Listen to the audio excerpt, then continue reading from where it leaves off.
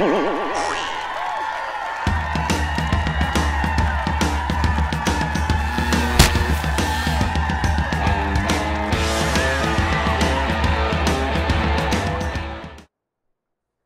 everybody. Welcome to another Comic Source, Comic Boom collaboration. Infinite Frontiers, the current DC publishing initiative. And remember when DC was putting out like 4, 5, 6 books a week, and people were saying, oh, it's the end of DC. They're rolling back. They're not putting out much content. They laid off a bunch of people. 18 books this week, everybody. 18 DC titles. So we decided to split this one up in 2 episodes for you. Yeah, I mean, so we're going to talk about 9, and part 1, we'll talk about 9, and part 2. I mean, it's just a crazy amount of books, and for the most part, they're pretty good. You know, I got to say, nothing really stood out as being absolutely terrible to me.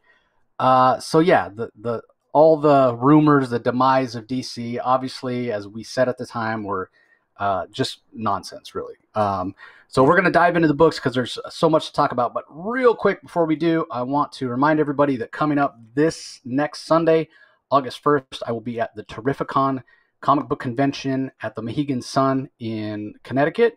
And the reason I'm going is because the organizer of the event graciously invited me. Mitch Halleck is his name. He graciously invited me to host a charity auction there that I was already organizing. I was in the midst of organizing it.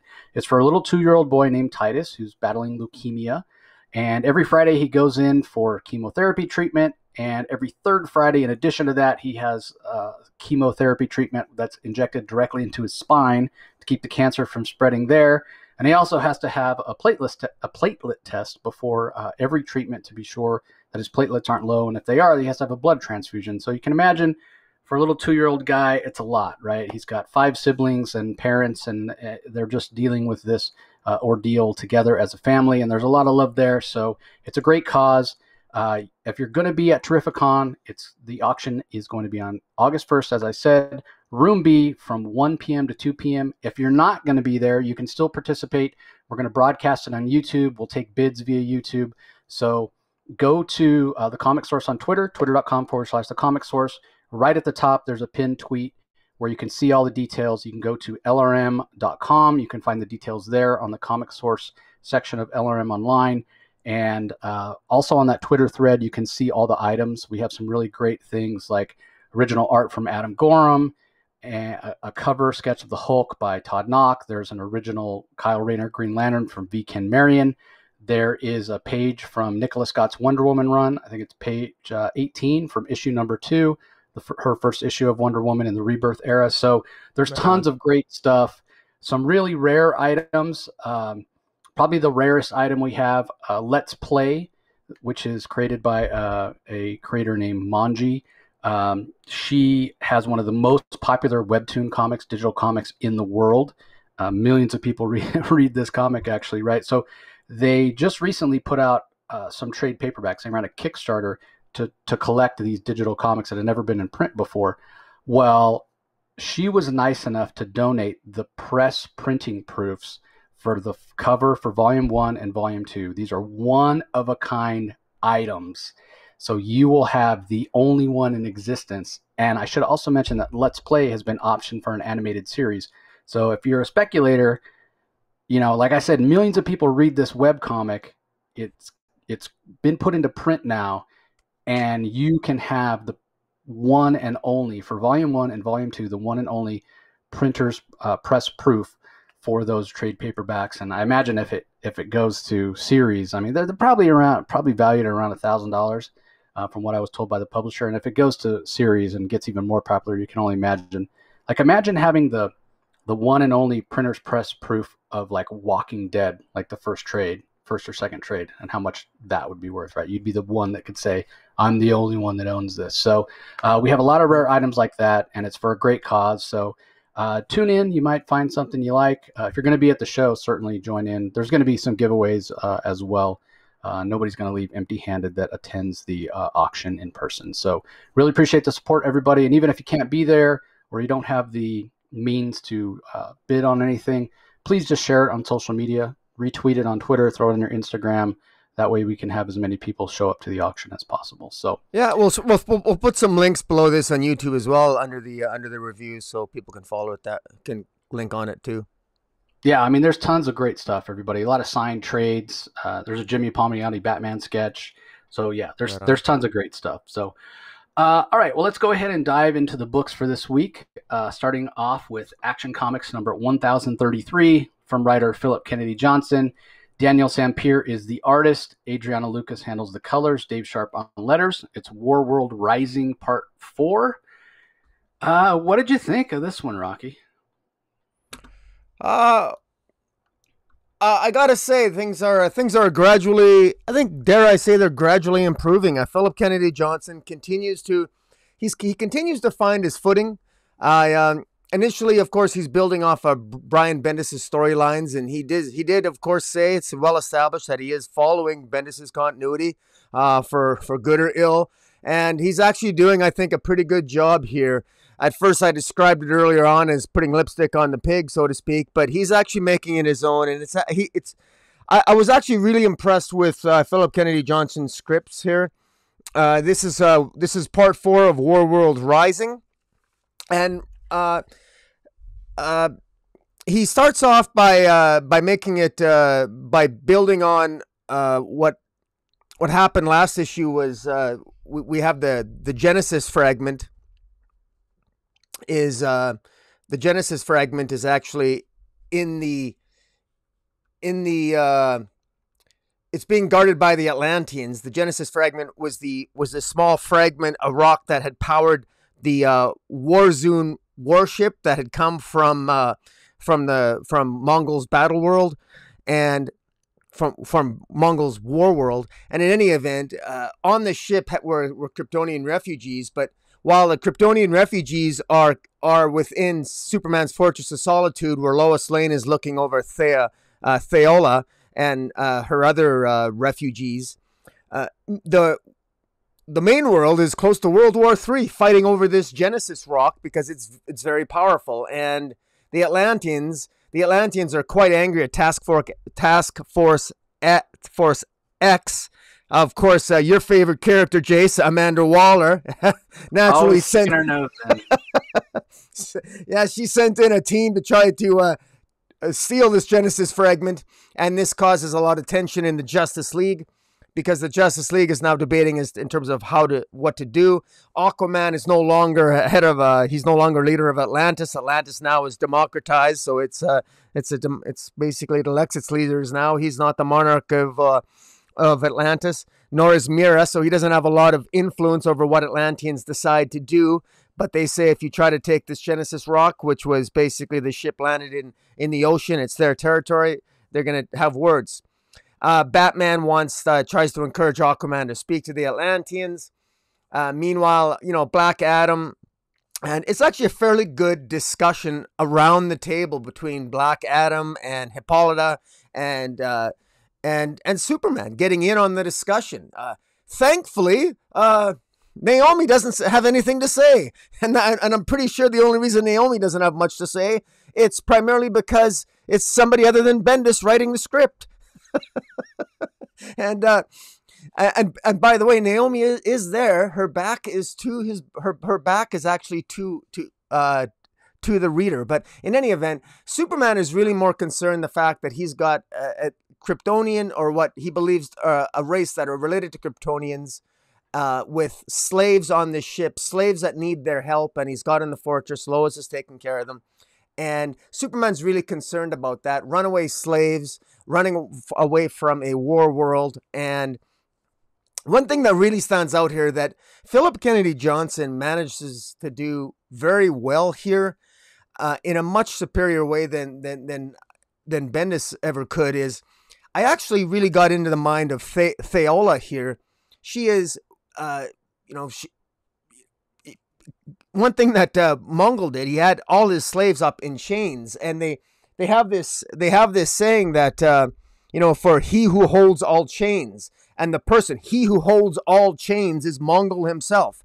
And the importance of the chains is that every time, if you're a slave and you kill somebody, you get another link on your chain. So the heavier your chain is, that's actually a sign of your bravery. It's a sign of your strength. The longer your chain, the more the more you have to be proud of, because you've got all these chains. That's how powerful you are. You're strong enough to lift all these chains. Of course, it's also a sign of being a slave to Mongol, but Mongol turns it around so that his slaves take it as a badge of honor that they wear these chains. It's very intelligently done here. It's very well scripted. I really got a strong sense of what the culture is on Warworld. It was very well done. The tension between Theola and John Kent, who doesn't like the fact that he's there because he still has recollections from when he was in the Legion of Superheroes that his father, that Superman Kal might die as a result of trying to help these refugees, and Lois at one point tries to extend an olive branch to Theola, and she reacts because it becomes quite clear that Theola is not used to being treated so nicely. She's from a very harsh environment, a harsh culture. Even though she's a slave, it's hard for her to get out of that slave mentality, and she struggles with that. And again, Philip Kennedy Johnson does a really good job of scripting that struggle, and Daniel Sampere's art is absolutely just gorgeous here. His renditions of Theola and Lois Lane is just it's just incredible.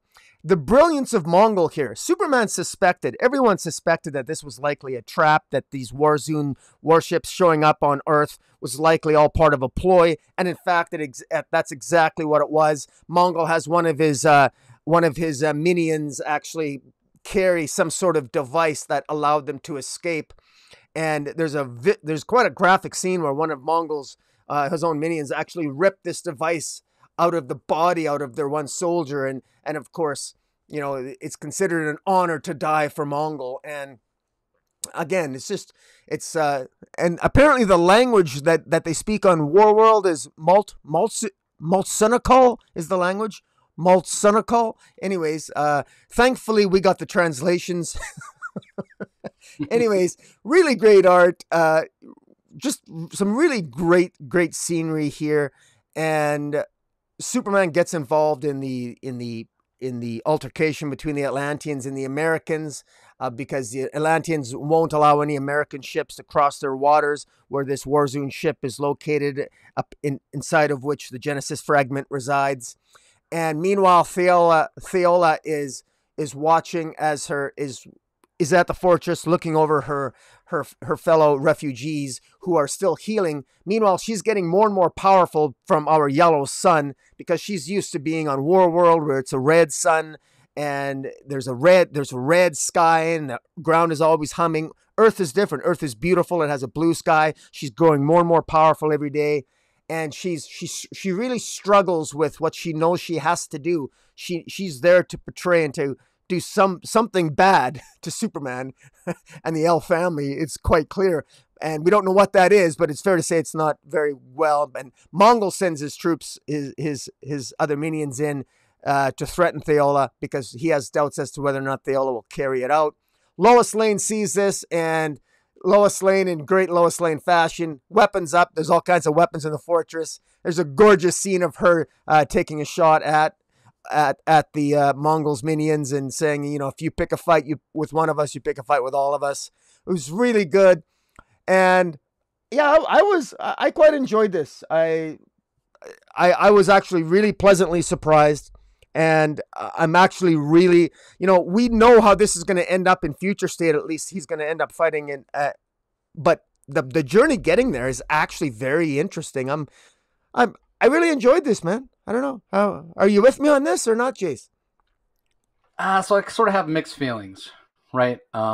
You're right. Now that Philip Kennedy Johnson is getting to just tell his story and not having to have those weird transitional issues and set up things for Future State with John Kent and, becoming Superman on his own and whatnot. He's really finding his footing, like you said. The problem is, for me, that, like you just said, we know where this is going. We know that it leads to Future State. Here we go again, talking about what a misstep we feel that was, that they came out with those Future State issues, this glimpse of a possible future. Maybe it's probably not going to happen the way that it happened exactly in Future State, but it's clear that Superman is going to leave Earth. And why Superman's left Earth before to go on missions. Why this time is it such a big deal that he has to name John as his successor? And that's the part that I'm not enjoying. It feels like we're being force-fed this idea of John Kent as Superman. And as soon as that happens, in my mind, any chance for John, and maybe it's just wishful thinking, any chance for John to go back to the John Kent we all loved, the 11-year-old boy, I think it becomes a lot harder to put that genie back in the bottle, And we know it's going to happen at this point. The books have been printed. It comes out tomorrow or today as you're listening to this. So, yeah, he's John Kent. It comes out the same week as this, Superman, son of Kal-El. So I think once that happens, the idea of John ever being de-aged back to that 11-year-old boy that we all loved is sort of gone. And the fact that this is contributing to it sort of bugs me a little bit, and maybe I should just get over it already, because like you said, there are some interesting ideas here. And as far as the scripting, as far as what Philip Kennedy Johnson is doing with the story and the dialogue, it's all great. It's very well done. And I am enjoying the story. I am intrigued by the politics that Philip Kennedy Johnson is adding into this book. Usually you think of Superman as sort of an apolitical figure. He's sort of a citizen of Earth, right? And there's been various times we've talked about it. It's not even, truth, justice, and the American way anymore, because that's thinking too small. And there's been various people in the media, especially on the right, who complain about that and trying to say that Superman doesn't like America. It's not that. It's that he wants to protect the whole planet. Including the Atlanteans. He's trying to protect them from themselves. The fact of the matter is this Genesis fragment is a piece of the source wall. It's very dangerous. And, I said before, right when they first got it, the Atlanteans first got it, that it was a bad idea for them to keep it. And we saw that last issue. We saw, I think it was issue 1032, Superman said he was going to take it and keep it safe in the Fortress of Solitude. Atlanteans said, no, it's ours. That happened in 1031. 1032, last issue, we saw the Genesis fragment kind of manifest some real bad stuff that could have possibly ended in, many, many people losing their lives. And that's sort of what prompted Amanda Waller, apparently, to overstep, as she always does, and send in some members of Task Force X to try to steal it, basically, and causing this international incident.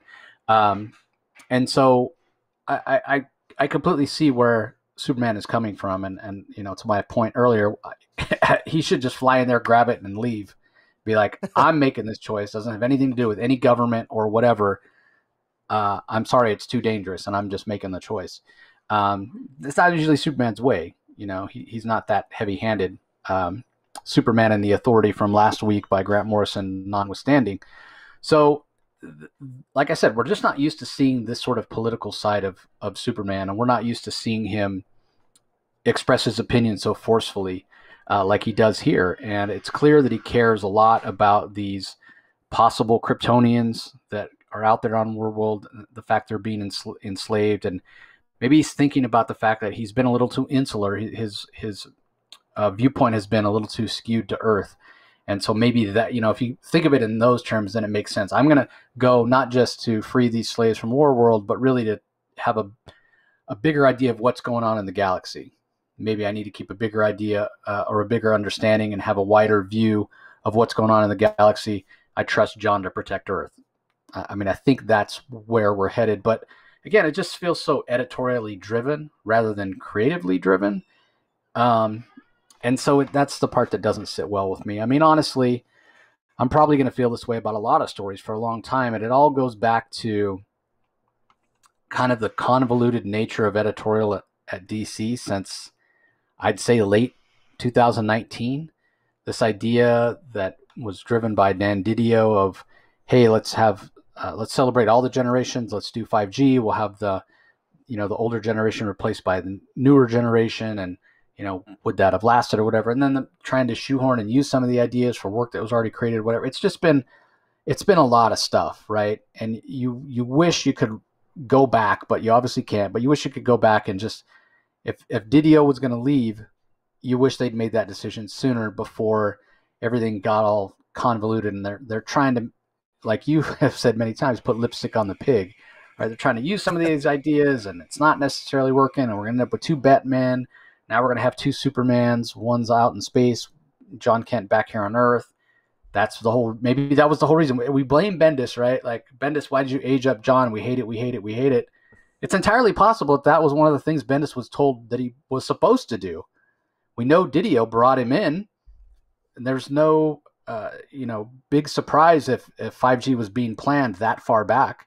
Dan, definitely plays the long game. He could have told Bendis, yeah, you come on, and one of the things we're going to have you do is age up John, and you can figure out how to do that, and because he's going to be the next Superman in this 5G thing. And so again, that part of it is what just doesn't make a lot of sense to me. Superman has left on missions so many times before, not knowing if he would return, and he's never felt the need to put somebody in his place. He's asked Kara, Supergirl before, but maybe it's just a chance that he hasn't had a chance like this before, right? Like, his son is old enough, and he feels that he's capable enough, certainly with the missions they've been on recently, that he can name a successor and go and leave and not worry as much like he has in the past. So again, those are the things that kind of bug me a little bit. I am sort of intrigued by this more political Superman, even at the same time that we're not used to it, but that's not necessarily a bad thing. You got to take chances as a writer. You can't just keep doing the same thing over and over and telling the same sort of stories. So I did enjoy this, and I think as Philip Kennedy Johnson's story goes on, I'm enjoying it more and more. Certainly much better than the stuff he did with Superman and Future State. But what really helps me to really enjoy these Action Comics issues is the art by Daniel Sampere. Yeah, it's gorgeous. I would venture to say that if Daniel Sampere was on the Batman book or Detective Comics instead of Superman, and we all know Batman very, very greatly outsells the Superman titles, he would already be a household name. Like, a lot of people love Jorge Jimenez, and rightly so. He's a very talented artist. He's got a higher profile than Daniel Sampere. There's no doubt of that. But if the roles were reversed, I think Daniel Sampere might have the higher profile. His art is absolutely fantastic. And one of the things to me that shows that DC editorial realizes this, how often do you see interior artists that get to do the covers on their own books these days? Yeah. It's the exception rather than the rule. There are artists that specifically only do covers, and even with 2 covers, oftentimes, a regular cover and a variant cover that's usually on cardstock at DC, even then, most of the time, neither of those covers is by the interior artist. That is not the case with Action Comics. Daniel Sampere does the cover more often than not. Yeah. And you can see why. I mean, you look at the cover of this, and it is awesome. It is so good. So often he does montage pieces, and it's fantastic. The choices he made for the Task Force X members and the way their camouflage was depicted was awesome. I did kind of wonder why they didn't bother to show us. So, I mean, there are other people of Task Force X, other members that aren't the actual supervillains that have the bomb in their neck or what have you. But I think it would have been kind of cool if we'd seen who these 2 divers were that were going into the ship to try to steal the fragment. And it was somebody like, I don't know, Talon or Peacekeeper or Peacemaker or whoever. It would have been fun. So, but not a big deal. I can't remember who's the real big girl with that's always cracking the jokes. I can't remember her name off the top of my head. Chulabra. Yeah, she would have been funny. Yeah, she would have been funny to see in there. Or even I did kind of want. Go ahead. I was going to say they need a killer shark or some sort of killer shark.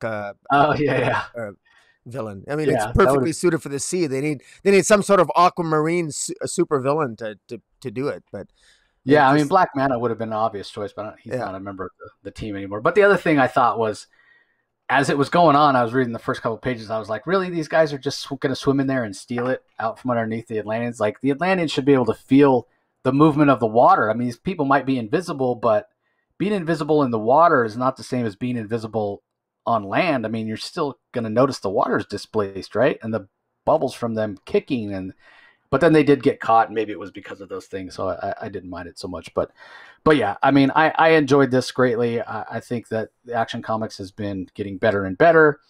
You mentioned the whole idea of Mongol with this sort of dichotomous sort of rule over these slaves. It's brilliant when you think about it, right? It's a great idea that that Johnson has come up with, this idea that the more chains and the more weighed down they are, and the more he controls them and the more he enslaves them, they're perceiving that as the greater, the more powerful they themselves are as individuals. That is brilliant.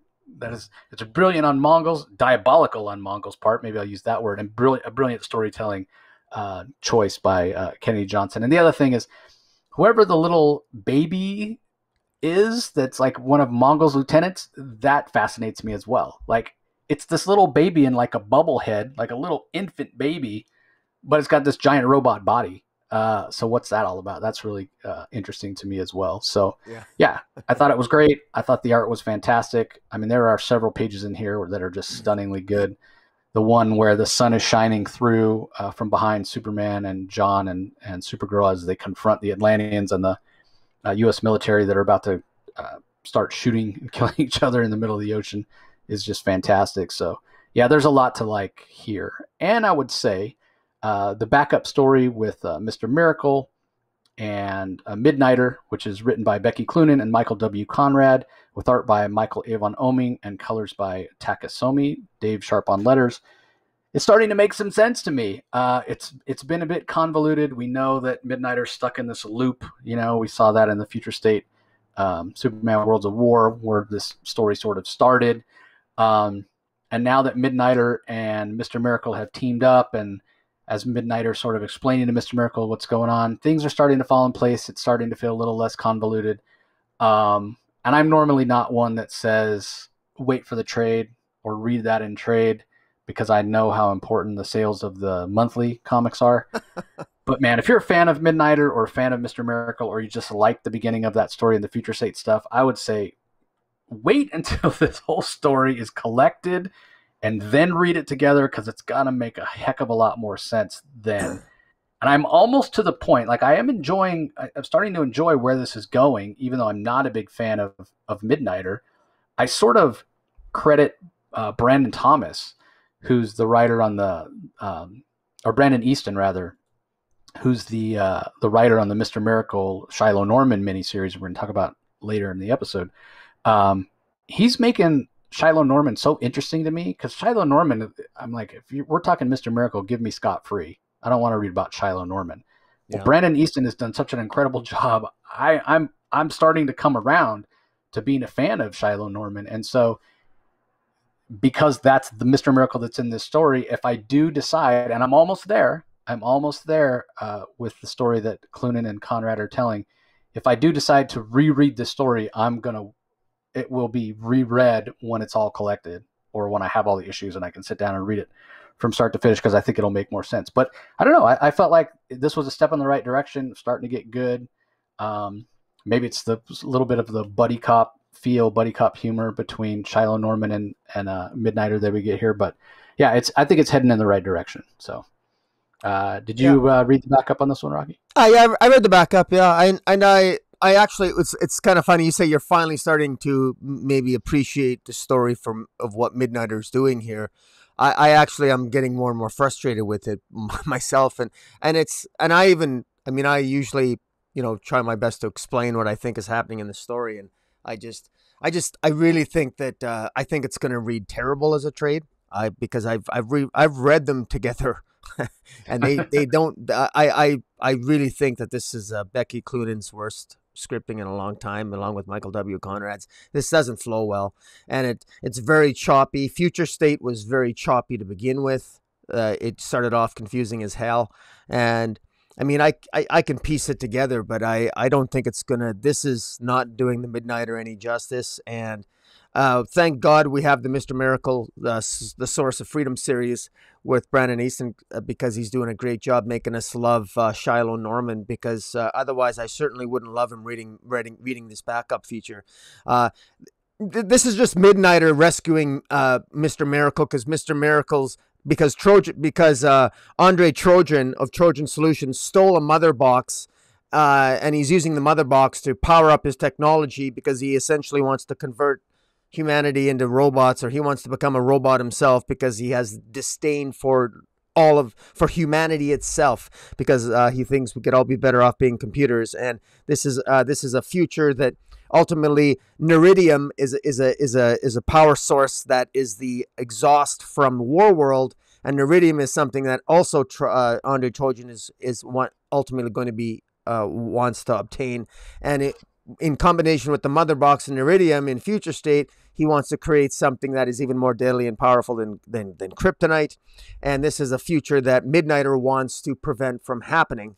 And this is why he's doing all this. Now, that is definitely the Coles Notes version. And in any event, it's all right. It's okay.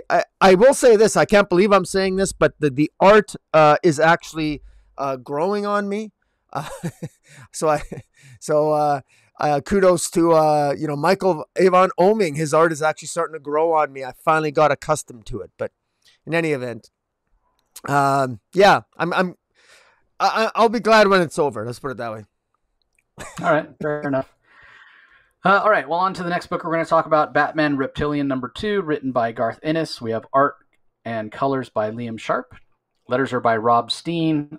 We saw last issue that there was a huge gathering of the Batman's Rogue Gallery. They were attacked by some unseen and unknown monster, and Batman's basically trying to find out what's going on. And it starts off by him talking to the Penguin, and it's brutal.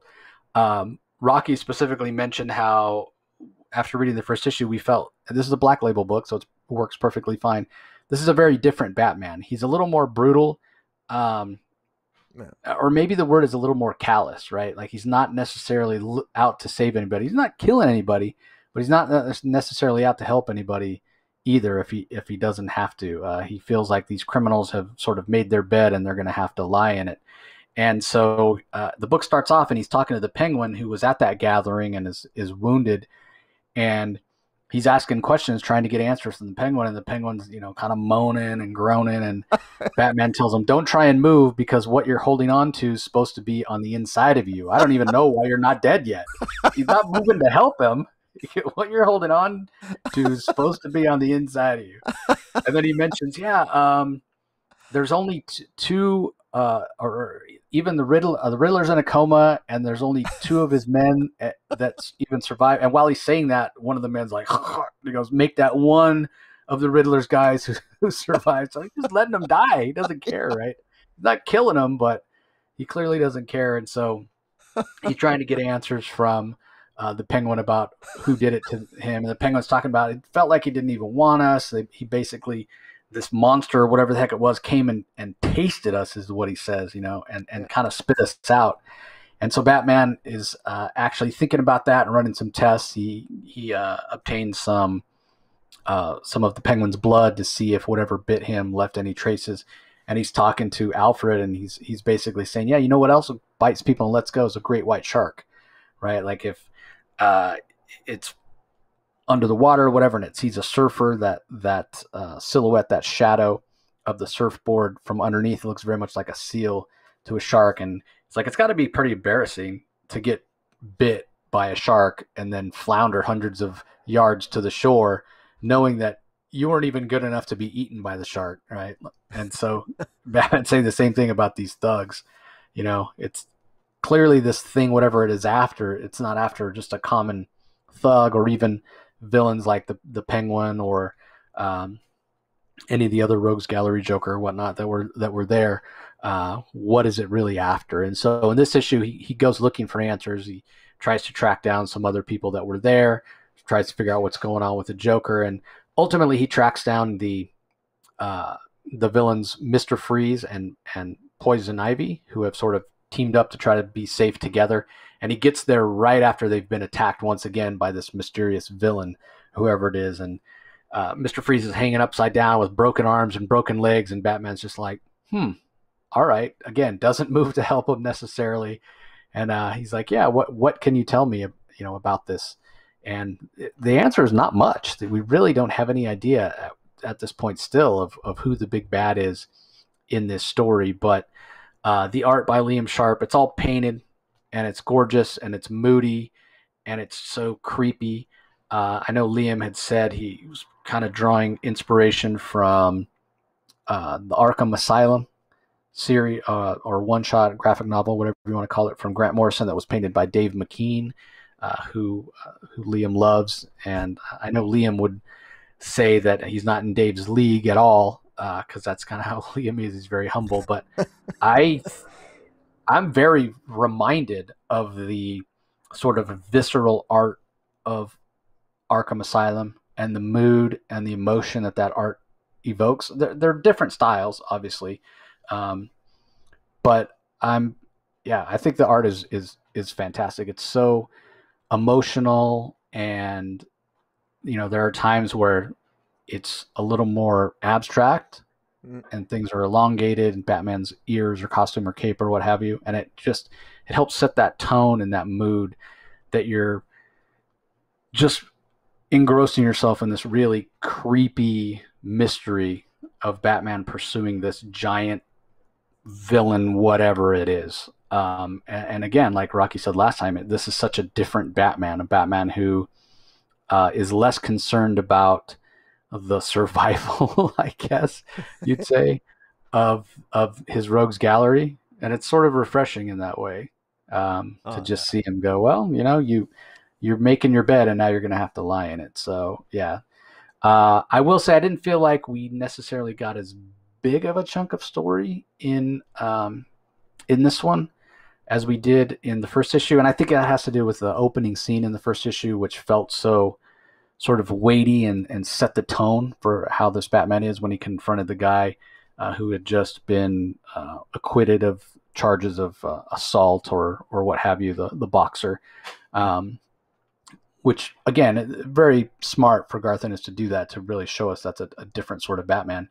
But this one, we just dive right in. We just pick up right where we left from last issue, like I said, with Batman interrogating the Penguin, and him even telling the Penguin, yeah, I did actually call the paramedics, but I told him the wrong floor to give us more time to talk, which was another thing that was kind of, it's dark humor, but it's funny nonetheless. So very much a Garth Ennis way of injecting humor into the story. But yeah, I'm very intrigued by who this villain might be and what this Batman's capable of. Like, okay, eventually we're going to find out who the villain is, but I'm very curious what that confrontation with the villain or the monster or whatever, I'm very curious what that confrontation is going to be like with this sort of more callous Batman. So anyway, what did you think, Rocky? Yeah, this is fantastic. I enjoyed this. I don't even care about the villain. I'm more interested in getting to know this Batman. This was hilarious. I had so much fun in a very dark kind of way. This is great dark humor. I mean, when he doesn't care less. He could care less if the Penguin dies, the Riddler dies, the Joker dies. He shows up. Yeah, he'll help them. But I mean, if they're gonna die, they're gonna die. And I mean, telling the paramedics that they're on the wrong floor, so he has more time to talk to the Penguin. He tells the Penguin, "I'm gonna take your blood if you're not gonna consent. Recite the alphabet backwards." I mean, yeah. I can't even recite the alphabet backwards when I'm lucid, let alone if I've been been attacked, eviscerated, and tortured by some crazy monster. But in any event, it's fascinating into the mind of Batman here, because Batman tries to defend himself, because when Bruce Wayne's having a discussion with Alfred, and Alfred is not buying it for a second. Alfred is basically hinting to him that, you're kind of an asshole. Is kind of what Alfred's saying. You're harsh, and Bruce Wayne is actually defending himself. He insists that his conduct is all part of an act, but Alfred's not buying it. And I thought it was very interesting, the discussion he had with Alfred after the fact, just some of the things that Alfred was saying. And it was just, it's, again, Alfred is, there's he said, when he's Bruce Wayne talks about, he says, amongst my peers and in the underworld, I enjoy a reputation for excess. Whether it's entirely deserved is open to question, but it has, I think you'll agree, stood me in a very good stead and therefore worth maintaining. And then Alfred says, that's what you were doing. I mean, you can kind of tell, like, to what extent is this really just an act? Because Bruce Wayne seems to be enjoying this just a little bit too much when he's Batman. I mean, Batman does seem Batman comes across these horrific scenes as Batman, and it doesn't seem to faze him. He comes across, Penguin's been tortured and eviscerated. Mr. Freeze is all his bones broken. Ivy's been scalped. I mean, holy moly! I mean, this is horrendous. Riddler's in a coma. The Joker's hiding out. I mean, I know Batman hates his villains, but this is This is visceral stuff, and hey, because this monster that's doing all this is gonna just is basically just doing it for food. We don't know what the motive is, but it looks like it's just maybe more instinctive, an animal type of instinct as opposed to an actual character motivation per se. So I'm far more interested in this from a character study of this new breakdown of a darker Bruce Wayne, and I got to give full credit to Garth Ennis. This is a unique take that is very different than even Frank Miller's. Frank Miller's Batman was old and dark and with a hard edge, but this is even more of a harder edge than Miller Batman, quite frankly. This is bordering on maybe closer to an undiagnosed psychosis. But yeah, exactly. In any event, it's a lot of fun, and I share your comments on the art. Liam Sharp, as usual, is doing a fantastic job. Yeah, psychopathic Batman. That's what they could have called it. Batman Psychopath, they could have called it instead of Batman Reptilian. And that's the other thing that really has me wondering about who this villain is, the fact that it's called Batman Reptilian. Yeah. And they found estrogen, and like when they tested Penguin's blood, I'm like, estrogen? Like, I mean, I could be wrong. I mean, we know estrogen's a female hormone, but and again, I could be completely wrong. I thought, and I don't know why I thought this, maybe I'm remembering my AP biology from high school. I thought estrogen was a mammalian hormone. Like you only found it in mammals. So I don't know, even if it's a female reptile, would it have estrogen? I don't know. Could anyway. Be. Well, yeah, well, females are always in the animal kingdom. They're a little bit more violent usually the more violent, aren't they? Often. Yeah, that's true. But I don't know if you're a biologist and you are aware that female reptiles have estrogen, please reach out and let us know. Inquiring minds want to know. All right, moving on to the next book, also a Batman title. This one starring the Huntress. It's Batman Secret Files, Huntress #1, from writer Marika Tamaki. The art is by David Lapham. There's a blast from the past. Trish Mulvihill does the colors, and Rob Lee handles the letters. Very much ties into the events that have been happening in Detective Comics recently. It makes sense. Mariko Tamaki's writing that Detective Comics series, and she's writing this as well. So what did you think of this one, Rocky? I thought this was, I was actually disappointed in this. This was a redundancy. We didn't need this. I thought the story was kind of a waste. I actually like Tamaki. I like writer Marika Tamaki's work on Detective Comics. I think she's done a really good job on her writing of Batman. I think she's done good, and I've enjoyed it. And it's her best work at DC, quite frankly. It's a lot better than her Wonder Woman work, a lot better than her young adult fiction work. I've been enjoying it. And so her main villain that she worked on in Detective Comics, that was the main villain in Detective Comics, the one that killed Mr. Worth's daughter, and that was this Hugh Vile. And basically, this Hugh Vile was sort of like he's a parasitic character that he would when he bites his victims, he could almost control them. He could bite them, and then they would become infected, and that would make them become crazy killers. And this sort of carries on from that. I'm maybe being a little bit harsh. I will say I really like David Lapham's art on this, and Tricia Mulvihill on the color. She did a really good job. The title of this Secret Files issue is called Huntress in ICU. And what's interesting is that apparently when Hugh Vile bit her and infected her, it gave her the ability to see through the eyes of Hugh Vile's other victims, who are also, some of them are still missing, and these other victims are killing other citizens of Gotham City.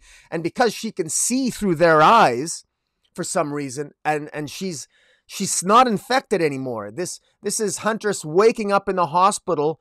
She's not infected anymore. And she's actually alongside another character who was infected. She steals that character's, this Deb Donovan's coat, takes off because she feels she has to go and save these people because she can see through these other people's eyes that are infected.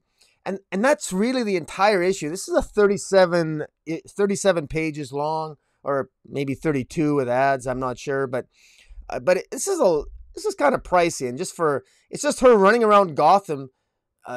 She goes home first, and then she throws up, and then she finally gets out, and I have to say, there are some great pages here. There's a page here for those listening to the podcast. There's a page here with the Huntress essentially slouched over her toilet, and it's a great scene of David Lapman's art where all these people that were infected by the Hugh Vile form this image in her head, and it's the color work is just by Tricia Mulville is just fantastic. I mean, it looks really, really good. You get a sense that the Huntress has a lot of crazy things and visions going on in her mind, and you can see what drives her to jump out of her, to jump out and help these people from, well, actually preventing them from killing others because they're all possessed, because she can see all the people that are screaming that these people who are possessed are attacking.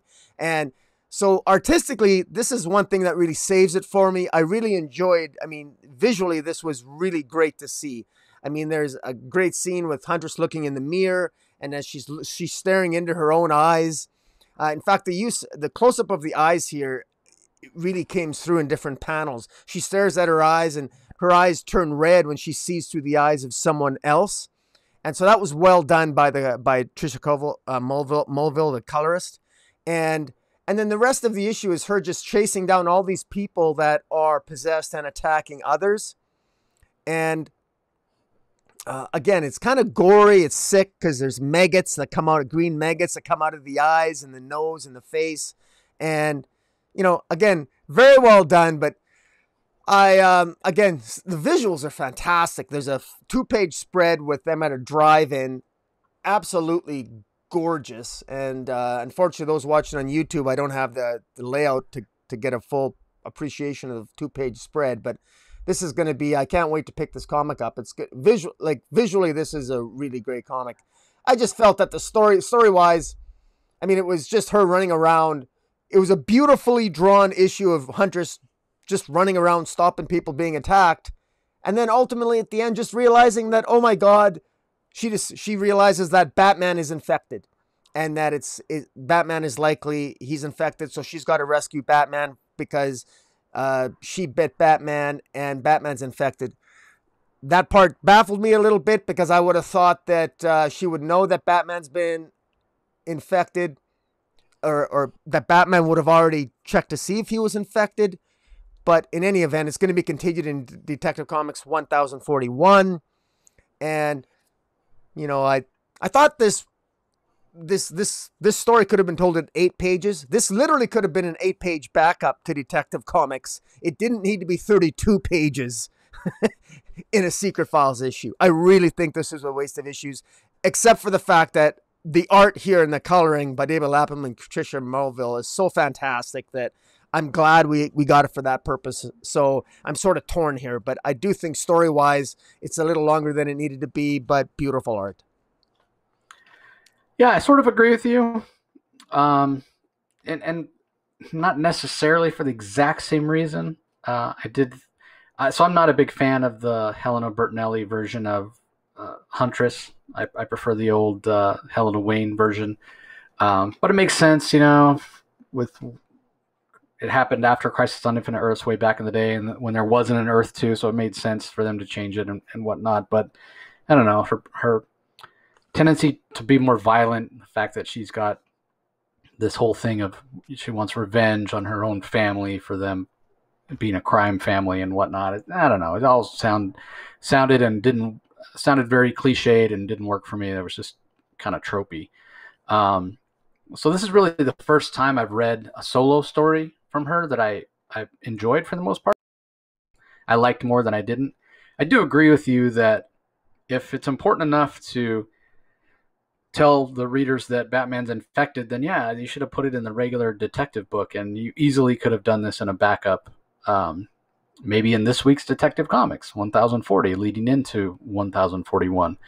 But I also agree with you, the art is fantastic. So David Lapham, most of the people will know him. He kind of made a name for himself on the Valiant books back in the day, specifically Harbinger, which isn't necessarily a capes and tights kind of book, right? It's a superhero book about a superhero team, but much more grounded and down to earth. And when people think of fantastic superhero comic book artists, David Lapham is not an artist that comes to mind necessarily. Now, that doesn't mean that he's not a genius, and it doesn't mean he's not well respected, and it doesn't mean that he's not one of the best sequential storytellers as an artist, because he is. And the fact that a lot of his work over the last, decade or so has been more in other genre, whether it be crime noir or slice of life or just kind of weird horror offbeat stories or what have you. His ability to tell a story sequentially is almost unparalleled. He is so good. And for him to jump on a superhero book and still keep all those sensibilities and give us great visuals for the Huntress, I agree with Rocky. Like, this is amazing work. I mean, there's several times where you get these big double page spreads with all kinds of details, and it's just gorgeous. And honestly, I don't think I've ever seen David Lapham illustrate a traditional superhero comic before.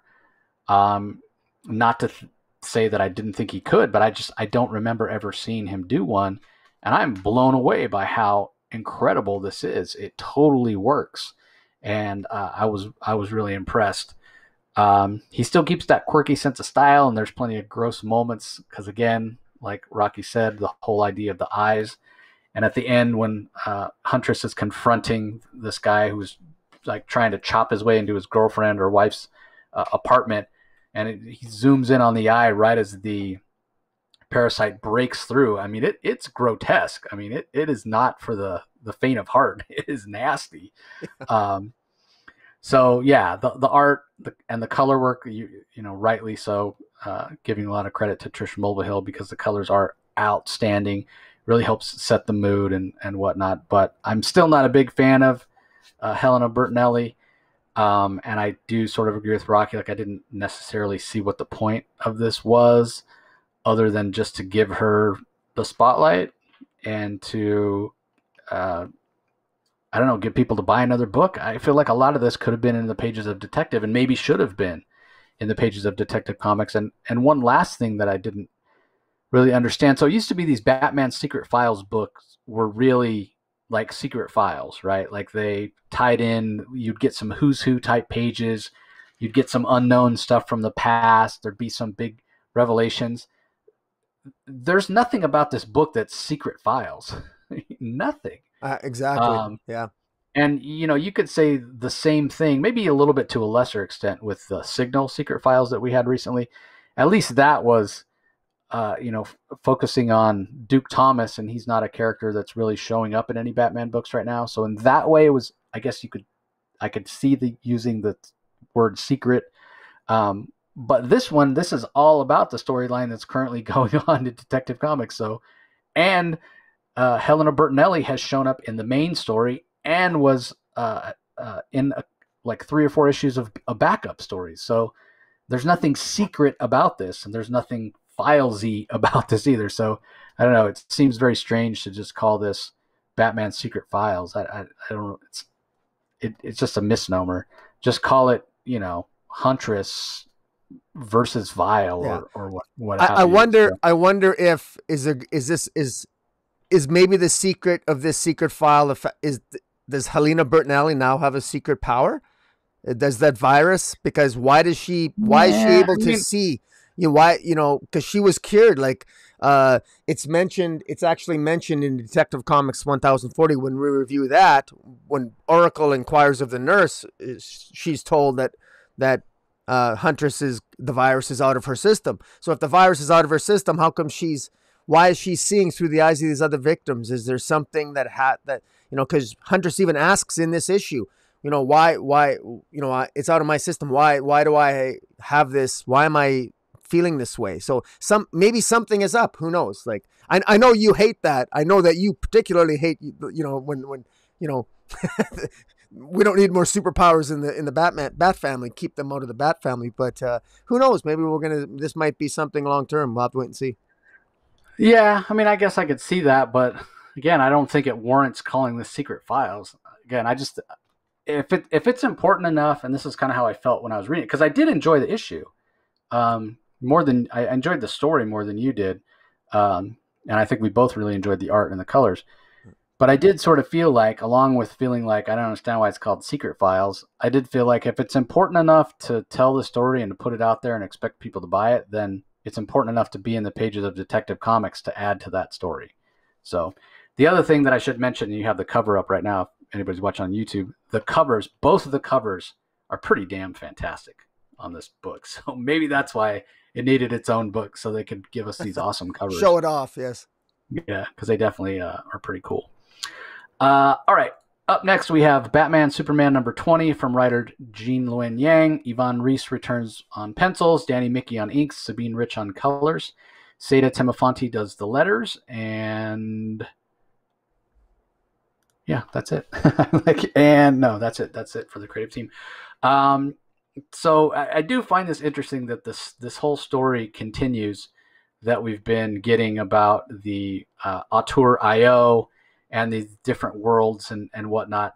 I remember a couple of issues ago, Rocky feeling like this thing was going on too long and it should have ended already. And I was saying, yeah, I know we're getting a demon story at some point, so I guess it's going to end with like 19, even though we know the whole series is ending with, I think, 21. So they're going to get the end in 19, and then 20 and 21 are going to be a two-part demon story. No, not even close. This whole story, Jean Luen Yang is going to be on Batman Superman for, I think, 7 issues, I think is what it amounts to. And apparently 7 or 8. And apparently it's just one big story he's telling. He just has this one story with Auteur IO.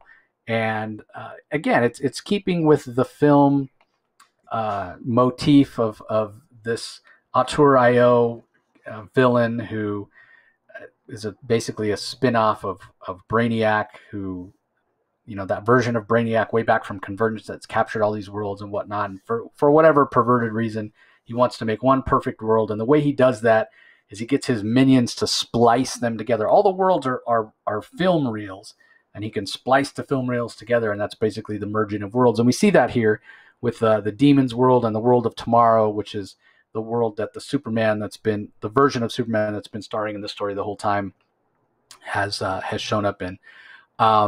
So it's fun. The Etrigan version that we get here is the rhyming version, which I mean, it's okay. I'm more of a fan of the Etrigan version that doesn't rhyme. I don't think it's necessary. Sometimes it pulls me out of the story because the rhymes. And again, it's really hard to write in rhyme, which is why I feel like the writers just don't do it. Just don't even try it. Because when it doesn't exactly rhyme, it does pull me out of the story. I find myself reading it multiple times, trying to make it sound correct in my head. So just, don't bother. But it's fine. That's a choice Jean Luen Yang made, and that's his prerogative. The art by Yvonne Reis is absolutely spectacular. Again, continuing that film motif. All the borders are little strips of film, and that's pretty cool. I do feel like a little bit that I wish that they would have just canceled Batman Superman when Future State started. And if Jean Luen Yang had this story to tell, I kind of wish they would have told it as a Black Label story. Because clearly this has nothing to do with regular DC continuity, right? We're getting these other versions of Batman and Robin and Superman, and that's perfectly fine. But selfishly, the reason I say that, just make it a Black Label story because it does fill out a continuity. If they'd made it a Black Label story, we could have gotten the bigger format and we could have Yeah. gotten bigger artwork from Yeah. Yvonne Reis. He might have been able to lay things out, and we might have been able to get, just bigger, more bombastic artwork. Which, when you say more bombastic artwork for Yvonne Reis, I mean, it's already leaps off the page at you. So why not make it bigger? So again, it's I'm selfishly saying that it certainly works in the format they're using, and I think it's a really fun story. And I'll be curious to see if anybody picks up any of these versions of Superman or Batman, or even the villain that he's created, Auteur, because I think they're all there's more stories you could tell with them. Even the Lex Luthor that we saw, that version that died last issue, there's more we could learn about him. So yeah, I think this works. I particularly like the costumes, the different costume changes we get when these versions of the heroes go into different worlds, which basically it's really cool the way that Jean Luang Yang does it. Everything is celluloid, right? Everything is film. So when they need to go from one world to the next, Superman literally like burns a hole in the film and they fly into that hole and go into that world by entering the film. So it's awesome. And I really like the kind of the gunslinger outfit that Superman wears at the beginning of the issue. I think just looks really cool. So you can tell that the whole creative team is having a lot of fun telling these different telling the story with all these different versions of the characters, but it's really one big narrative. So I'm having a blast reading this. I will say that the one thing that really worked for me early on was sort of the like the newness, the freshness of the feel of telling the story with film or what have you. Obviously, we've gotten, 5 or 6 issues of that now, so that doesn't feel quite as fresh. It still works, but the excitement of that has sort of worn off. But that being said, there have been enough other little moments in the story that I don't necessarily think it's a bad thing. But again, to go back to the idea of doing it as a Black Label book, you could have, if you had done it as a Black Label book, you also could have told it in fewer issues because it would have been, more pages per issue. And that feel of the newness of the idea of telling a story this way with all these different worlds as different film reels might not have worn off so quickly. And to Rocky's point earlier about I feel like it should be over by now. With Black Label, it could have been like 4, oversized issues with great, big panels of art, and we might not have felt that way. So again, I'm totally nitpicking, and I'm selfishly saying I would have wanted as a Black Label book to see the art more clear, and yeah, I just think it would have been cool. But all that being said, I'm still loving this story. Yvonne Reis is a genius. There's no other way to put it. And even though he's been working the last couple issues with an inker that he doesn't usually work with, usually it's Joe Prado or Albert Auclair or both of them. For the last couple issues, Danny Mickey has been doing the inks, and I haven't noticed any drop off in quality at all. I mean, Danny Mickey's a very talented inker, so I wouldn't necessarily expect there to be a drop off in quality. But sometimes when you get people that haven't worked together, there's sort of a learning curve until they start gelling. And I didn't notice anything. I think Danny Mickey's inks are fantastic. And the colors by Sabine Rich, it's right there in her name, right? These colors are so rich, they really pop off the page. Yeah. And especially when she gives us the flames from any of the film burning, because that's what this Auteur, the way he tries to destroy these worlds, is he sets these film reels on fire.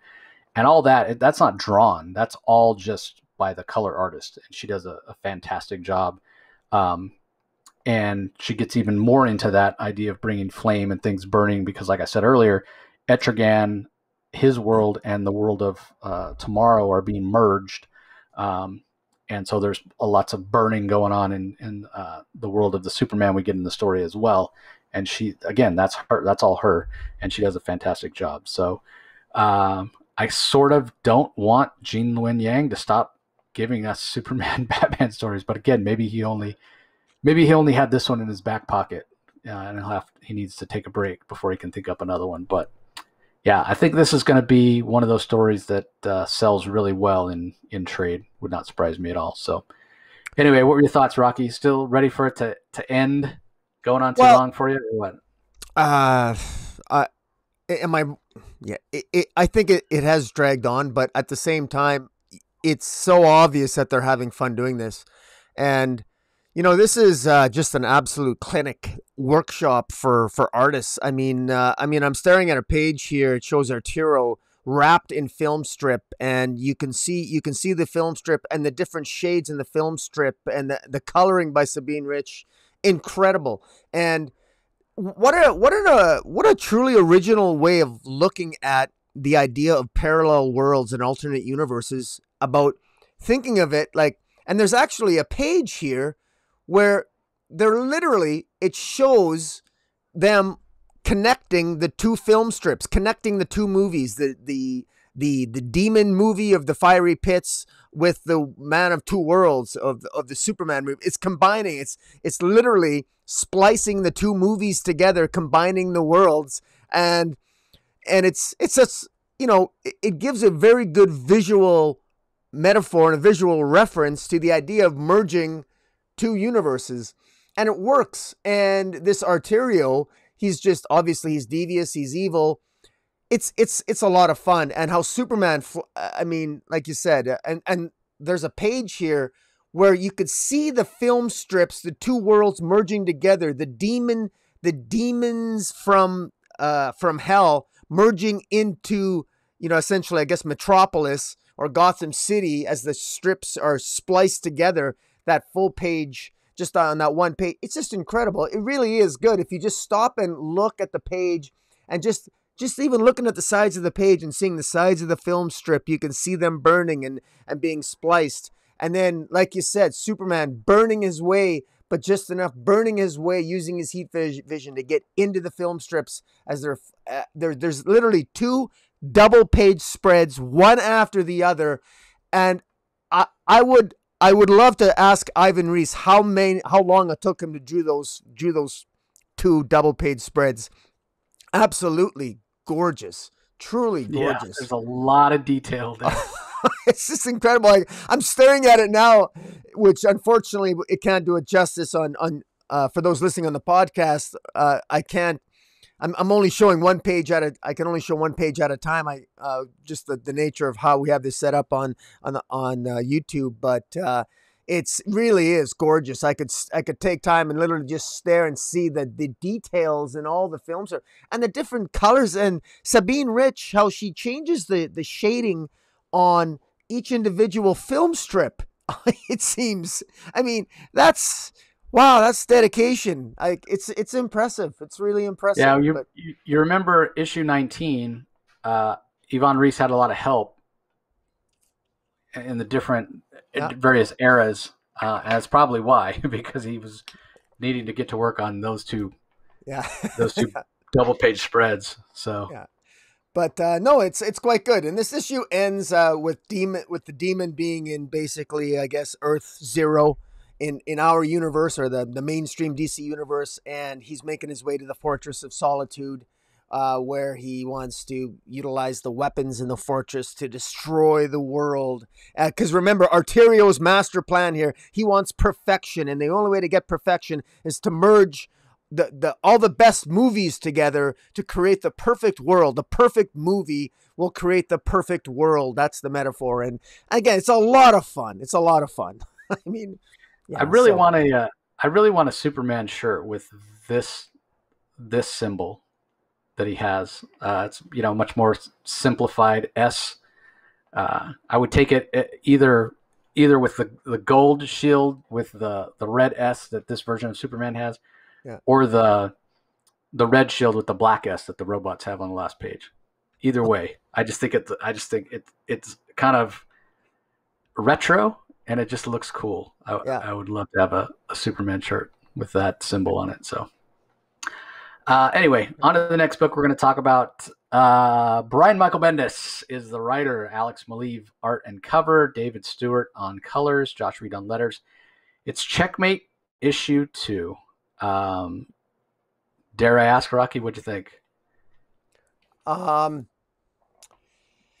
Yeah, okay. So just collecting my thoughts here. This is it became quite clear to me as I read this that I can tell this storyline is a little outdated. I can tell this storyline is definitely outdated, and it almost seems like Bendis is trying to clear up some of the inconsistencies in this issue with his writing on Justice League, which I think is actually better than it is here on in Checkmate.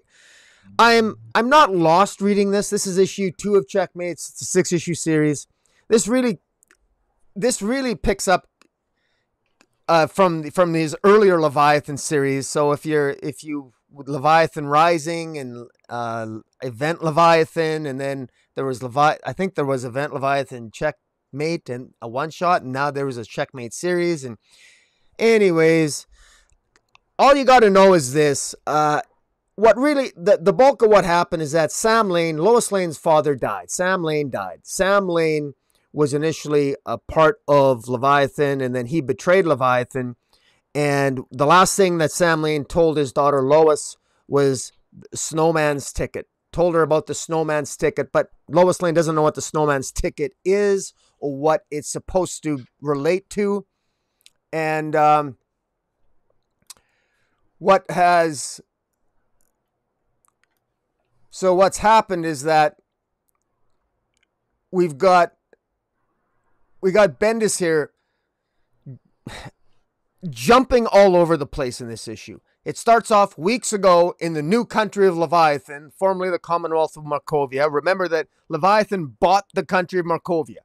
He not only destroyed all the intelligence agencies on the planet, although he didn't do a good job because we got at least 2 or 3 of them coming back, but he also somehow got a bunch of money and he bought an entire country, Markovia. And right away, this issue starts off with it takes weeks ago. Then later on in the issue, we've got a scene that takes place 2 weeks ago, and then we got another scene that takes place maybe a year ago. It's jumping all over the place. Leviathan here, I don't know. He's I'm very frustrated. I feel like it's easy to sort of get confused on this. New readers, I think, are going to be completely lost. People are going to be asking what the Snowman's ticket is, and who cares? Who cares what the Snowman's ticket is? I just want to point out that the cover of this issue says, "Who is Damon Rose?" And I just want to say for the record that Damon Rose is not mentioned once in this entire issue. He doesn't even make an appearance. That's how badly they screwed this issue up. This is ridiculous. Damon Rose is appearing in Justice League. He appeared in Justice League 64 and in Justice League 65. Damon Rose doesn't show up here. Merlin shows up attacking Green Arrow and the Question because they're in Star City, because Lois Lane at some point in this issue is in Star City visiting her father Sam Lane's cabin. And in the cabin, she's just looking around, looking for something that might give her a clue as to what the Snowman's ticket is. And lo and behold, she sees a snowman on the counter, and she picks it up, and then she hears an altercation outside, and it ends up that literally the entire boathouse cabin is transported away to Markovia, or pardon me, to the new country of Leviathan or whatever. And Green Arrow and Question try to prevent the transport of this away, but they're too late. Lois Lane is transported away in her father Sam Lane's cabin to the country of Leviathan, and where she ends up talking to Leviathan, Mark Shaw, and the conversation goes nowhere. He just and then there's a flashback to when Talia al Ghul was captured. When Talia al Ghul and Robin were captured by Leviathan, they had a conversation that went nowhere. He just transported Robin to a school because he found Damian annoying. And then with Talia escapes, tries to escape, kills a bunch of Leviathan's men. And then she's about to be killed by Leviathan. And then Superman shows up. And then there's a conversation with Superman that we don't get to hear. And then it flash forwards again, because that took place in the past, to today. And then Leviathan asks Lois, did your husband tell you about the conversation I had with him the last time I met with him? And like, I don't care. I'm so frustrated with this. I apologize to those listening on the podcast, because you're probably frustrated with me, because I know I was all over the place with that. I'm trying to sound organized here on this review, but I can't. I'll accept responsibility. But I thought this was badly put together. And I sincerely hope, Jace, that you can do a better job. Maybe you got more enjoyment out of this than I did, but I'm just frustrated. I'm just so annoyed. Damon Rose isn't even in this issue. Damon Rose, spoiler alert, is supposedly Lois Lane's brother, by the way. And he doesn't even, who is Damon Rose? He's on the cover. He's not even anywhere in the issue. What is this? This is absolute nonsense, unless there was a screw up on the preview pages we got. But this is absolute insanity. I don't know why we're supposed to give a crap about Leviathan. Leviathan is saying the same damn things before. He can't believe that that the whole world isn't on his side, because he's such a genius. He can't figure it out. I'm just sick of it. I'm absolutely sick of it. All these people, like, oh my God. Anyways, I'll stop talking, Jace, man. But I don't know. Are you getting anything out of this? Yeah, I'm getting a little, and what I'm getting is not good. What I got from this issue is what I got from when it was first revealed that Leviathan was Mark Shaw. That makes no sense. Mark Shaw, Leviathan is clearly a deluded person who thinks that for whatever reason they are more capable of bringing peace to the world than superheroes or any other smart, intelligent people, and they know better. The arrogance, it's so wildly out of character with Mark Shaw. It makes no sense. Like, and it's not like Mark Shaw had his own series or was some super popular character as Manhunter that, Bendis couldn't take him and ruin him. Nobody really cares about Mark Shaw, but I care in as much as it doesn't make any sense. Like you're just going, you might as well just go and, pick a random character and say, okay, this guy's going to completely act different than he's ever acted in any comic he's ever been in throughout his entire publication history basically because Bendis wants him to. It doesn't make any sense, but I guess it doesn't have to make any sense in Bendis' world. He's just going to tell the story he wants to tell. So, whatever. I mean, that's his prerogative. But at least give us the story, because to Rocky's point, this jumps around so much. What it ends up feeling like is Bendis doesn't know how to connect all the points of his story together.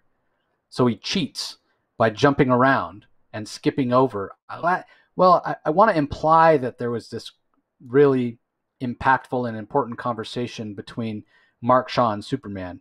But I don't know how to actually write that or what exactly it should say, so I'm just going to imply that it happened. And I'm not actually going to write it. It feels lazy. It feels like a cheat. Just for once in your life, Bendis, can you just tell a story where you start at point A and just go forward without jumping around and all the flashbacks and stuff? Like, it doesn't serve any purpose other than to be confusing for the reader and trying to figure this stuff out. And it like you said, it's sort of nonsensical.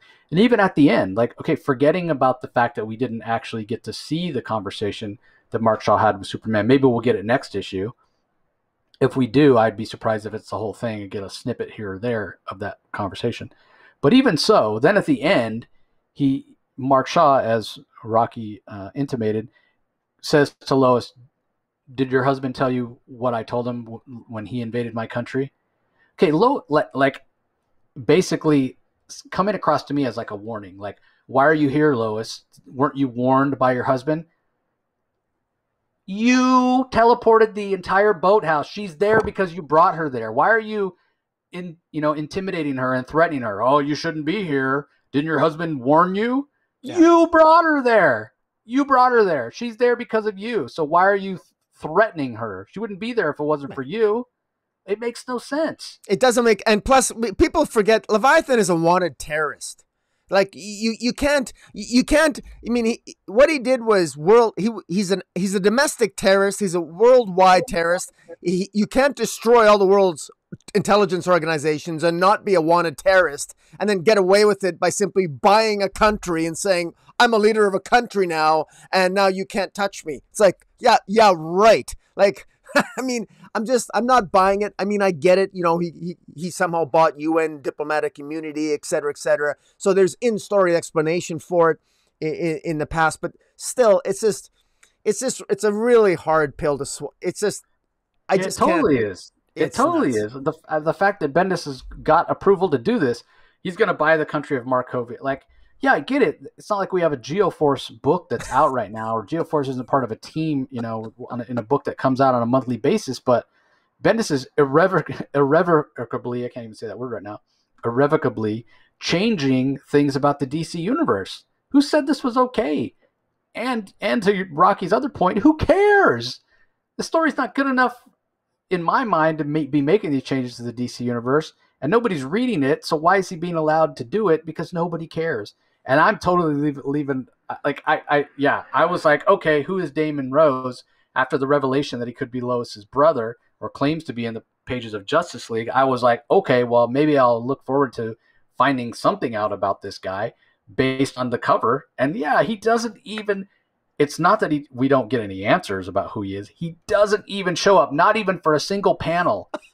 And what is this cover anyway? Why is the W different color than the H and the O? Like, I feel it's ugly. It's the ugliest cover this week. It is the ugliest cover.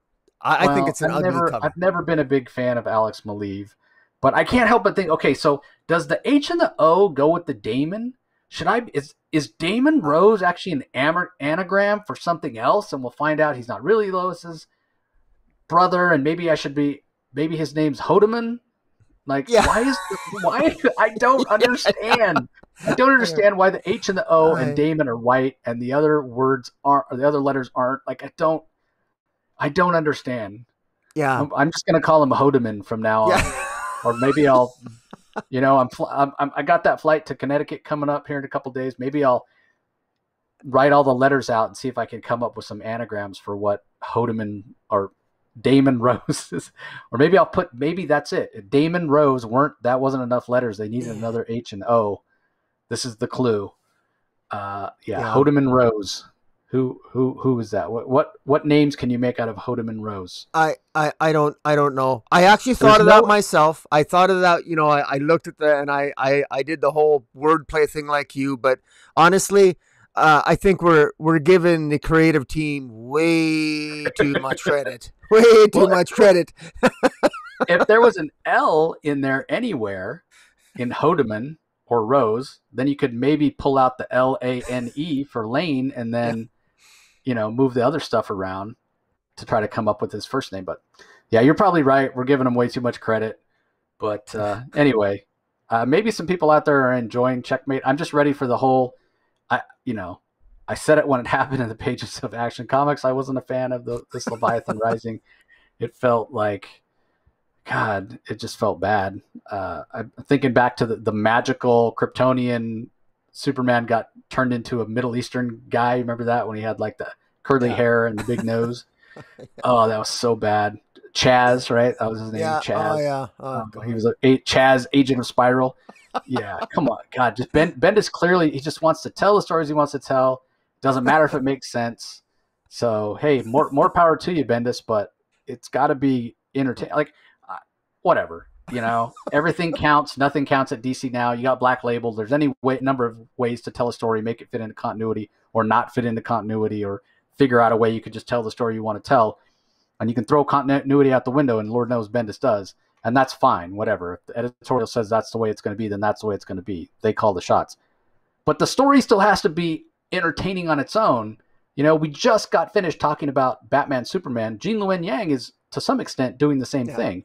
He's ignoring continuity. He's not throwing anything out. He's not contradicting anything, and he's not pulling characters out of the past DC universe and ruining them, but he's just telling the story he wants to tell, and he doesn't care if it fits into continuity or not. Yeah. Well, the frustrating thing.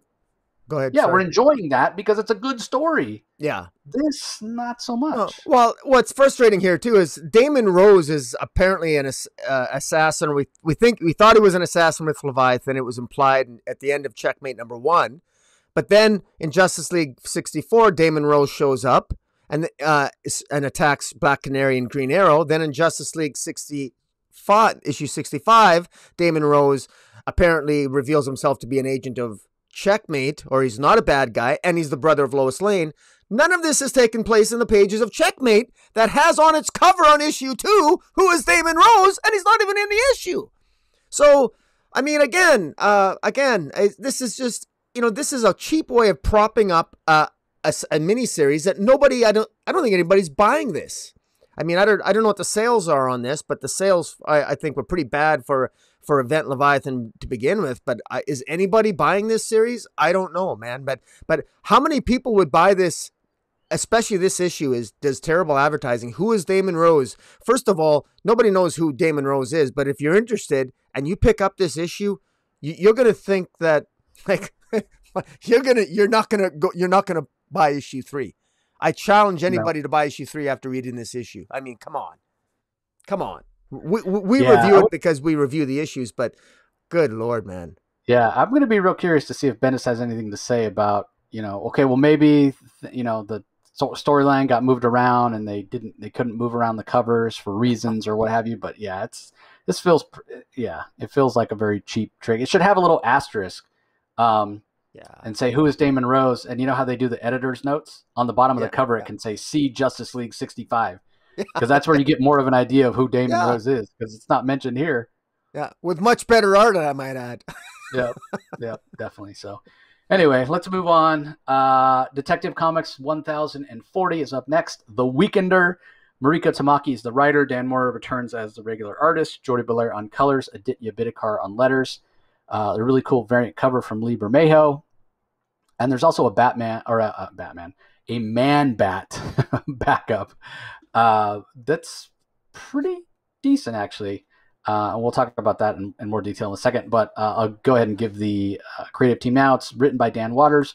Max Raynor gives us some incredible artwork. Eric Prianto does colors, and Rob Lee on letters. In the main book, we did see, and we talked about this when we talked about Secret Files.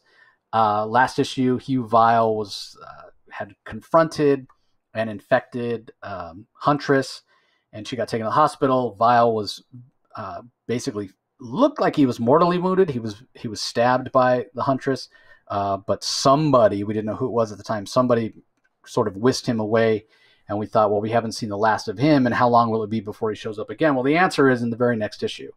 And we also saw that Bruce Wayne was going to turn himself in to the police because he didn't feel like he could be a fugitive as Batman and Bruce Wayne and try to get to the bottom of what's going on with Hugh Vile and this parasitic infection that's raging through Gotham City, plus whatever's going on with Simon Saint and the Magistrate. All the while, he's trying to solve Sarah Worth's murder. So it's kind of a humorous scene as we start off here. Bruce Wayne just shows up at the Midtown precinct of the GCPD and says, yeah, so I was being held at the Fort Grave precinct before it blew up. And the officer behind the desk is like, oh yeah, just a second. And they go and they throw him in jail for the weekend, basically, before the Oracle is able to make sure that she makes very apparent all the information that the detectives on the case need in order to get Bruce sprung from jail, and they know that he doesn't have anything to do with Sarah Worth's murder. We know that they didn't really have any proof in the first place. They didn't really have any reason, or a good reason anyway, to hold Bruce. He never should have been held. They questioned him. He told them what he knew. They weren't charging him, so they should have had to let him go. But it was all because Sarah Worth's father had pulled some strings so that Bruce Wayne would be in the precinct when he blew the building up. And obviously we know Bruce Wayne escaped because he's Batman. And so that's sort of going on in the background of this issue throughout the entirety of it. Meanwhile, like we were saying earlier about the Secret Files tying in, we see the aftermath of Huntress stealing the coat of was it Deb Donovan, I think her name is, the reporter for the Gotham Gazette. So we see that that happening here, and there's of course a little blurb: follow the adventures of Huntress and Batman Secret Files Huntress, and then we get a flashback to this man that's in the drunk tank or in the holding cell with Bruce throughout the weekend, who I kind of didn't really see the point of this, but who seems to have seen Bruce take his mask off as Batman at one point and knows Bruce Wayne's Batman, but he only knows that when he's drunk. And when by the time he sobers up on Monday morning, he's forgotten he even has that conversation. I didn't really understand the point of that. Yeah, I know. I thought it was an odd detour from the story. Yeah, and the other part of it was, well, if usually it goes the other way around. Like the guy knows something and then you get him drunk and he forgets. Yeah. That's pretty dangerous. If the guy only remembers this when he's drunk, and he's in some bar getting drunk and he starts blathering about Bruce Wayne as Batman, I guess he's drunk and you're not going to believe him anyway. But I don't know. He's a metahuman. That's his superpower. It's like super drunk power. Super drunkiness. Yeah. Super memory when drunk. Yeah. So I don't know. It was kind of weird, but by the end of the story, we do have the Penguin and Worth meeting up, and apparently the Penguin has managed to capture Hugh Vile, so it must have been one of his men that rescued Vile from when he was stabbed by the Huntress, and something going on with this group called the Jury, apparently, and they've decided that they're going to, in order to kill Bruce Wayne, which is what Worth wants, because he blames Wayne for his daughter's death, even though that makes no logical sense, whatever. They can't kill Bruce Wayne without getting Batman out of the way first. And the way they're going to destroy Batman is by using Hugh Vile, which we see is hooked up to all these machines and strapped down. And who knows what they're going to harvest, parasites or what. But to our point earlier, there was a backup a few issues ago with the Penguin. And we were talking about the Penguin sort of returning to a greater level of threat, a higher threat level, being a little more malevolent, feeling a little more impactful instead of just being this sort of glorified owner of a casino who sort of, we know he does things under the table, black market goods and whatnot, but he hasn't, to me, the Penguin hasn't felt like a genuine threat to Batman in a really long time. But it feels like Marika Tamaki is changing that. And the Penguin definitely feels like a threat here. So I did enjoy that aspect of the story. Dan Mora back on art.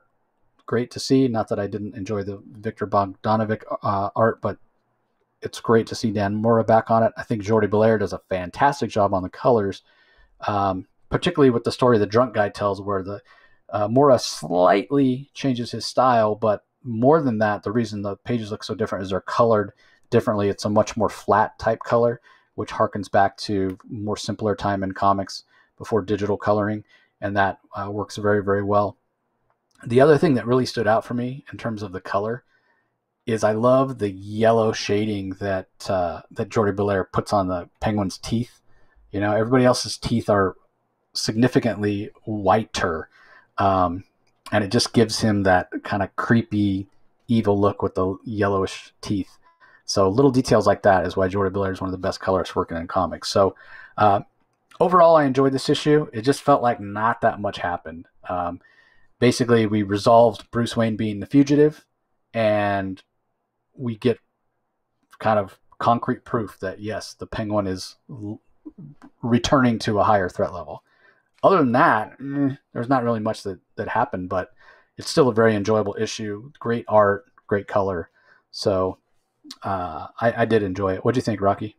I actually really enjoyed this one. I enjoyed it, and it was funny because I agree with you that on the surface, this guy in the drunk tank talking to Bruce Wayne, it is sort of an odd detour, but it actually I think ties in. I think it ties into the title of this entire issue. It's called The Weekender.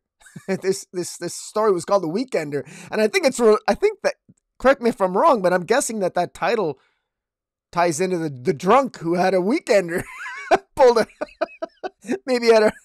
That's what I call a weekender, getting totally hammered, ending up in jail with Bruce Wayne. And I happen to remember when I'm drunk that he's also Batman.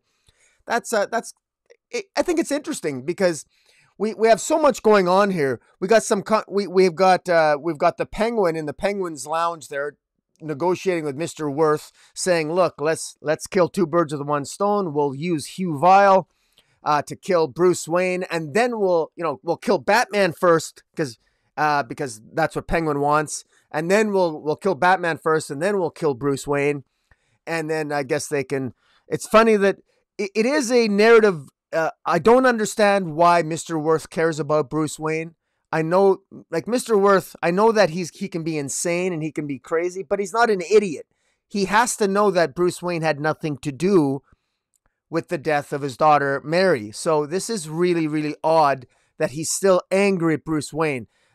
Unless I don't think we missed a plot point there, but I mean, Bruce Wayne survived, so I'm not really sure why he still wants Bruce Wayne dead. I kind of missed that, but in any event, there's my favorite page, ironically, was there's a beautiful page with Bruce Wayne staring at I believe it's it's a fire. I'm not sure.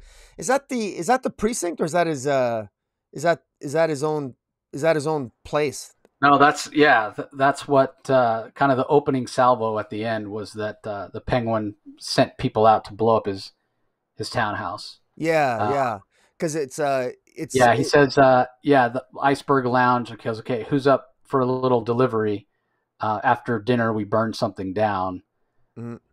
And so Bruce gets to his apartment or his townhouse, and it's all up in flames. Yeah, and so it seems a little bit forced, because we know in Future State Bruce Wayne ultimately ends up running on the streets, and he's attacked, and the person who attacks Bruce Wayne in Future State is ultimately, well, we believe, tied to the magistrate, and they know that Bruce Wayne is Batman, but the Penguin and the Mr. Worth don't know that clearly.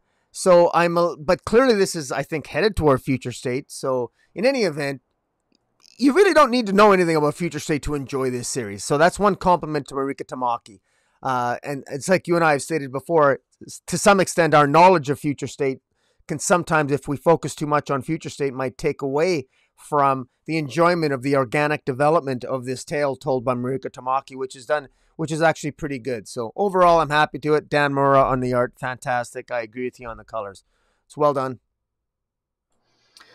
Yeah, now on to the Manbat backup. The quiet and unsung death of Kirk Langstrom. You want to talk about quiet and unsung? Like, I had no idea they were going to kill off Manbat. Me neither. Not that Manbat has necessarily been a linchpin of the DC universe, and I would make the argument that Manbat has never been more important than in James Tynan's run on Justice League Dark. Yeah, and we've not been reviewing the Manbat series either. It's the one comic we haven't been reviewing. Yeah, and that one was okay, but I wasn't sure where it fit in. It wasn't necessarily a Black Label book, but it didn't necessarily feel like it fit in. And what's interesting is that was written by Dave Wilgaz, who's the associate editor on some Batman titles, including the associate editor on this quiet and unsung death of Kirk Langstrom.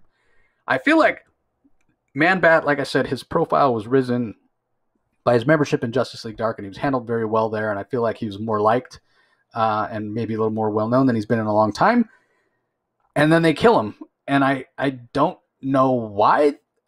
They must have a reason for this, right? Nobody's talking about it, and why would you? Because it's just Manbat. But I don't know. It's sort of like, why does this story exist? Why did you need to kill him? They must have a reason. So for that reason, or it feels like it must be important. And even at the end of this backup, they say to be continued in the pages of Detective Comics. Well, the story is in the pages of Detective Comics. You mean are we gonna get like more of this? Like more of this? Is there a second part to this backup story that we're gonna get in the next issue of Detective Comics? Is that what they mean by continuing the pages of Detective Comics? It almost feels like, I don't know, they were gonna put this somewhere else, and this references the Manbat miniseries that you were just talking about. I don't know. I don't know. I'm sort of at a loss. I don't know. This story feels like it should be important. It feels like there's a reason it's here. There's a reason that they put it here. But I don't have any context. As far as the story itself, I think it's very well written by Dan Waters. Great scripting. The narration from Batman is very good. The Max Raynor art is fantastic. So good. Gorgeous. Yeah, beautiful line work. And the colors by Arif Prianto. Arif Prianto is, I think, an underrated color artist.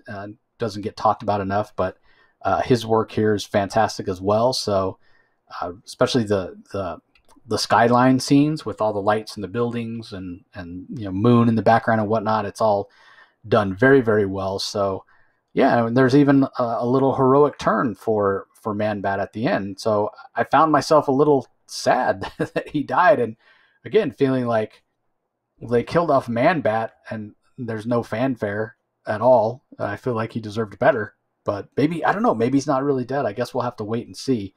But it feels like it should be important, and I need to pay attention to this, but I'm just not sure why. So I don't know. What'd you think, Rocky?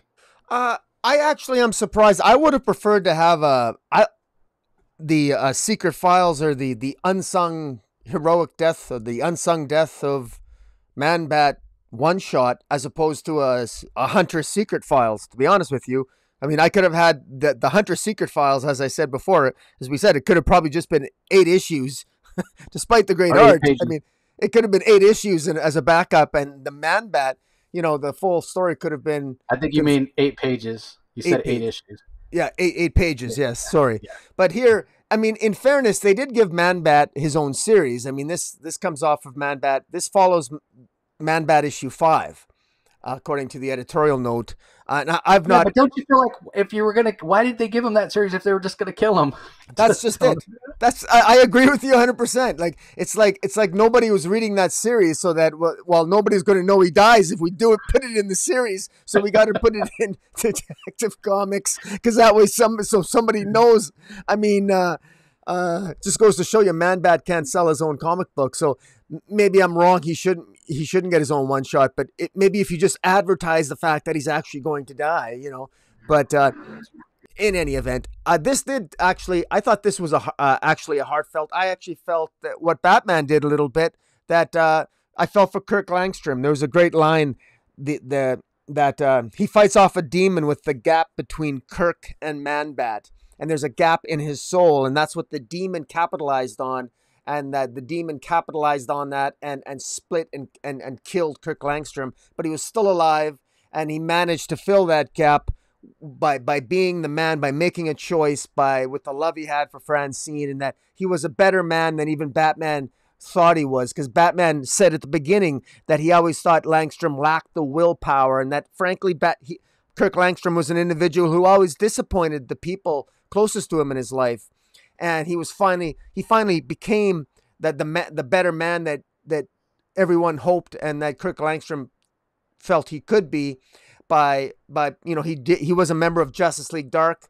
He's quite a good member of Justice League Dark. He's one of the more interesting members. I like his rapport in Justice League Dark, the rapport that Manbat has with Bibbo, the detective chimp. I enjoy. And again, Manbat is not a character that a lot of people love. Let's face it, but he is getting some degree of redemption here. Now, it's very odd that this is going to continue. How can it continue if he's dead? Is Francine going to become the new Manbat? Are they gender swapping Manbat now, and it's going to become Francine? I think they're doing that with a number of the Batman's Rogues Gallery, so maybe they're changing it up that way. And that would even make sense, because Manbat could still, if Manbat's soul is in hell or is in the afterlife, they could still probably use Manbat Kirk Langstrom in Justice League Dark, because it's all magic and all that mumbo jumbo stuff. So you could still have that, and also you could have Francine as maybe a female Manbat. That's just me speculating. I don't know, but overall, I thought this was a really good story. I was actually surprised. It actually makes me, It makes me wonder what on earth did they spend 5 issues on in that series. It was nicely summarized up here. I didn't need to read 5 issues of Manbat to get to this point, but hey, there you go. Yeah, I agree. Like, to tell a story this good about Manbat, it just, like, yeah, I didn't, and yeah, if they make Francine Manbat, I mean, do you call her Woman Bat? I mean, she's not a man. So that Wombat or begs woman? yeah, Woman Bat, female girl bat. I don't Wombat, know Wombat. Wombat. Yeah, I guess we'll see. But you're right. It is a very heartfelt story, and sort of that the opening line, and then how it all ends.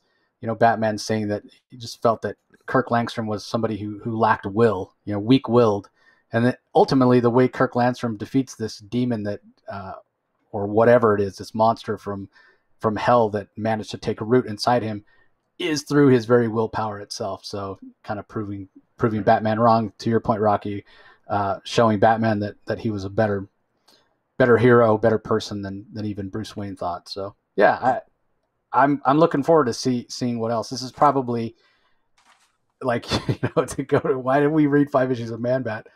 This one, you know, backup of Manbat was better than any of the issues or the whole entire 5-issue series. Not to say that was bad. It's just that this was really, really good. So, Yeah.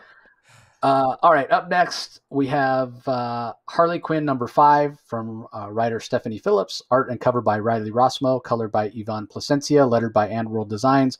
No Good Deed Part 2. I don't really have much to say. I did read it, but I sort of skimmed it. You know, I've talked in the past about how I'm just not a big fan of Harley, and I'm not a big fan of Riley Rossmo's art, although I do think it works perfectly for Harley Quinn and her zaniness. And if you're a fan of Harley, you probably like this, but I'm not a fan of Harley, so I'm kind of indifferent. So I'm going to leave it at that, and we'll give you a chance to tell us what you thought, Rocky. All right.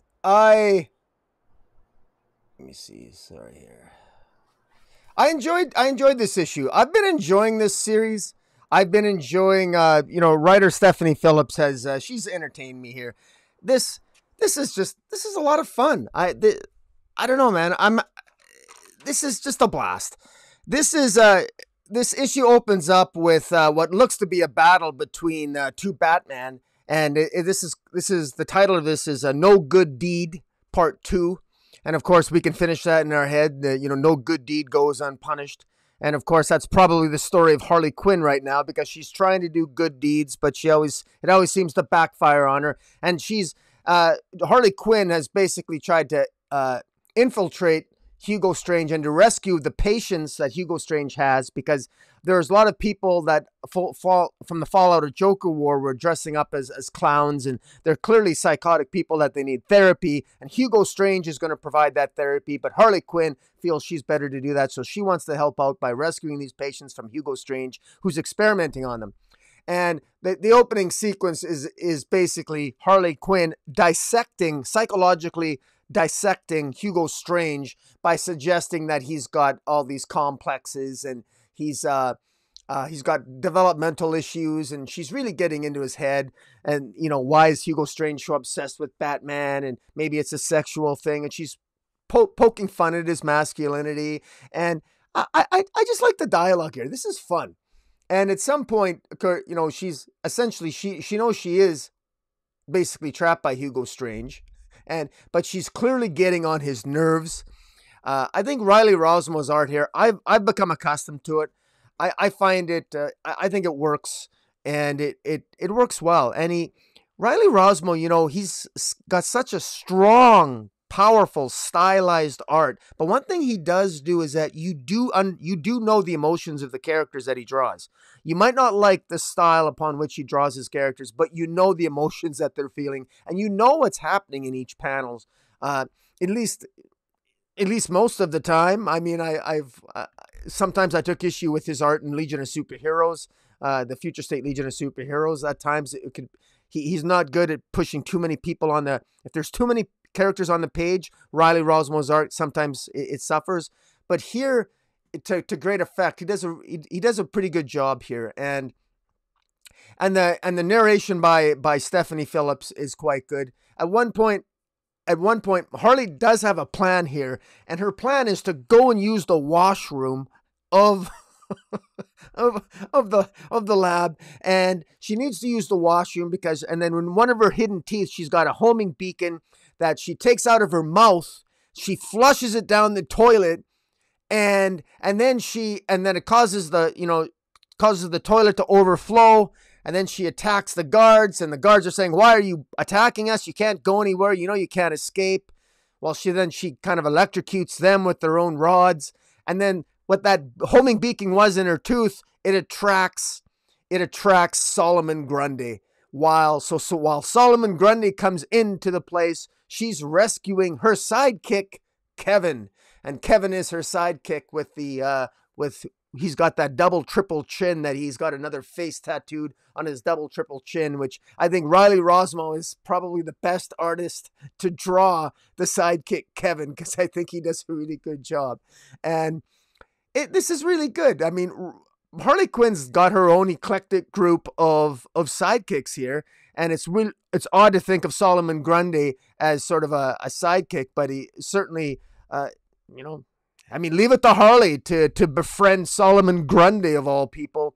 And then at the end, she does end up rescuing all of the patients, so she steals Hugo Strange's patients from him, and at the end, she even acquires a plushie doll. I mean, Stephanie Phillips introduces these playful moments for Harley, the zaniness of it, and it definitely goes back and forth. And I have an appreciation, I think, for Riley Rossmo. I do think he is a good artist for Stephanie Phillips' interpretation of Harley. This is actually growing on me. I'm enjoying this series, and it ends with Harley being reunited with, talking with Solomon Grundy, Kevin, and all these other. It looks like it's an odd, eclectic group of patients that I'm sure we're going to get to meet in future issues. And then this new villain called Keepsake is working with Hugo Strange, and apparently we don't know what their plans are, but whatever their plan was, that's why they call it a cliffhanger. Hugo Strange still has plans with this new villain called Keepsake. He's odd looking. He seems to have sort of an umbrella for a weapon, and odd looking guns and mask. He looks really, really odd in a face mask, almost like a fiery kind of face. He's got a weird costume. Kind of looks like a goofball, and he's short. He's much shorter than Hugo Strange. So I don't know if what's interesting when Riley Rossmo draws a character, and I don't mean this to put down Riley Rossmo, but I always wonder what somebody like an artist like Ivan Reis would draw Keepsake, because Riley Rossmo has such a stylized version when he draws characters that if it's a new character like Keepsake, I wonder what Keepsake is going to look like if somebody like Jim Lee drew him. You know what I mean? Like, is there going to be details that otherwise we would miss? In any event, it's just one of those things I think of. But again, this isn't going to be for everybody. I think the art artistically, it's an acquired taste. But I think I personally disagree with people that think that Stephanie Phillips doesn't get Harley or the humor. I think she gets Harley. I think she's having fun with this. I'm having fun with this. This is a fun read, and this is a fun read that it's not really connected to the larger DCU, although I guess it is. You can fit it in to what's happening in Gotham and the Magistrate, because we know that Hugo Strange ultimately does end up working with the Magistrate and what have you. But in any event, I enjoyed this, and I'm sorry to hear that you skim read it, because it's the humor is in the details of this issue, Chase. Yeah. Again, it's just not my cup of tea. I did enjoy the bathroom scene. I wouldn't necessarily say that I skim read it, but I probably read every page and read every word, but I certainly didn't, it didn't have my full attention. It didn't grab me. I didn't read it multiple times like some of the other books, but again, I feel like it's just not for me. I'm just not a Harley fan. But I will say I'm I'm paying more attention to Harley than I ever have, and that's all credit to Stephanie Phillips because I'm a huge Stephanie Phillips fan. So, all right, well, let's move on to the next book we're going to talk about. It's Mr. Miracle, Source of Freedom, #3, from writer Brandon Easton. The artist is Fico Ossio. We have colors by Rico Renzi and letters by Rob Lee. And I thought this was fantastic. What do you think, Rocky? Yeah, I thought it was. I thought this was really good. One of the things that. Sorry, I'm just going to get to the top here.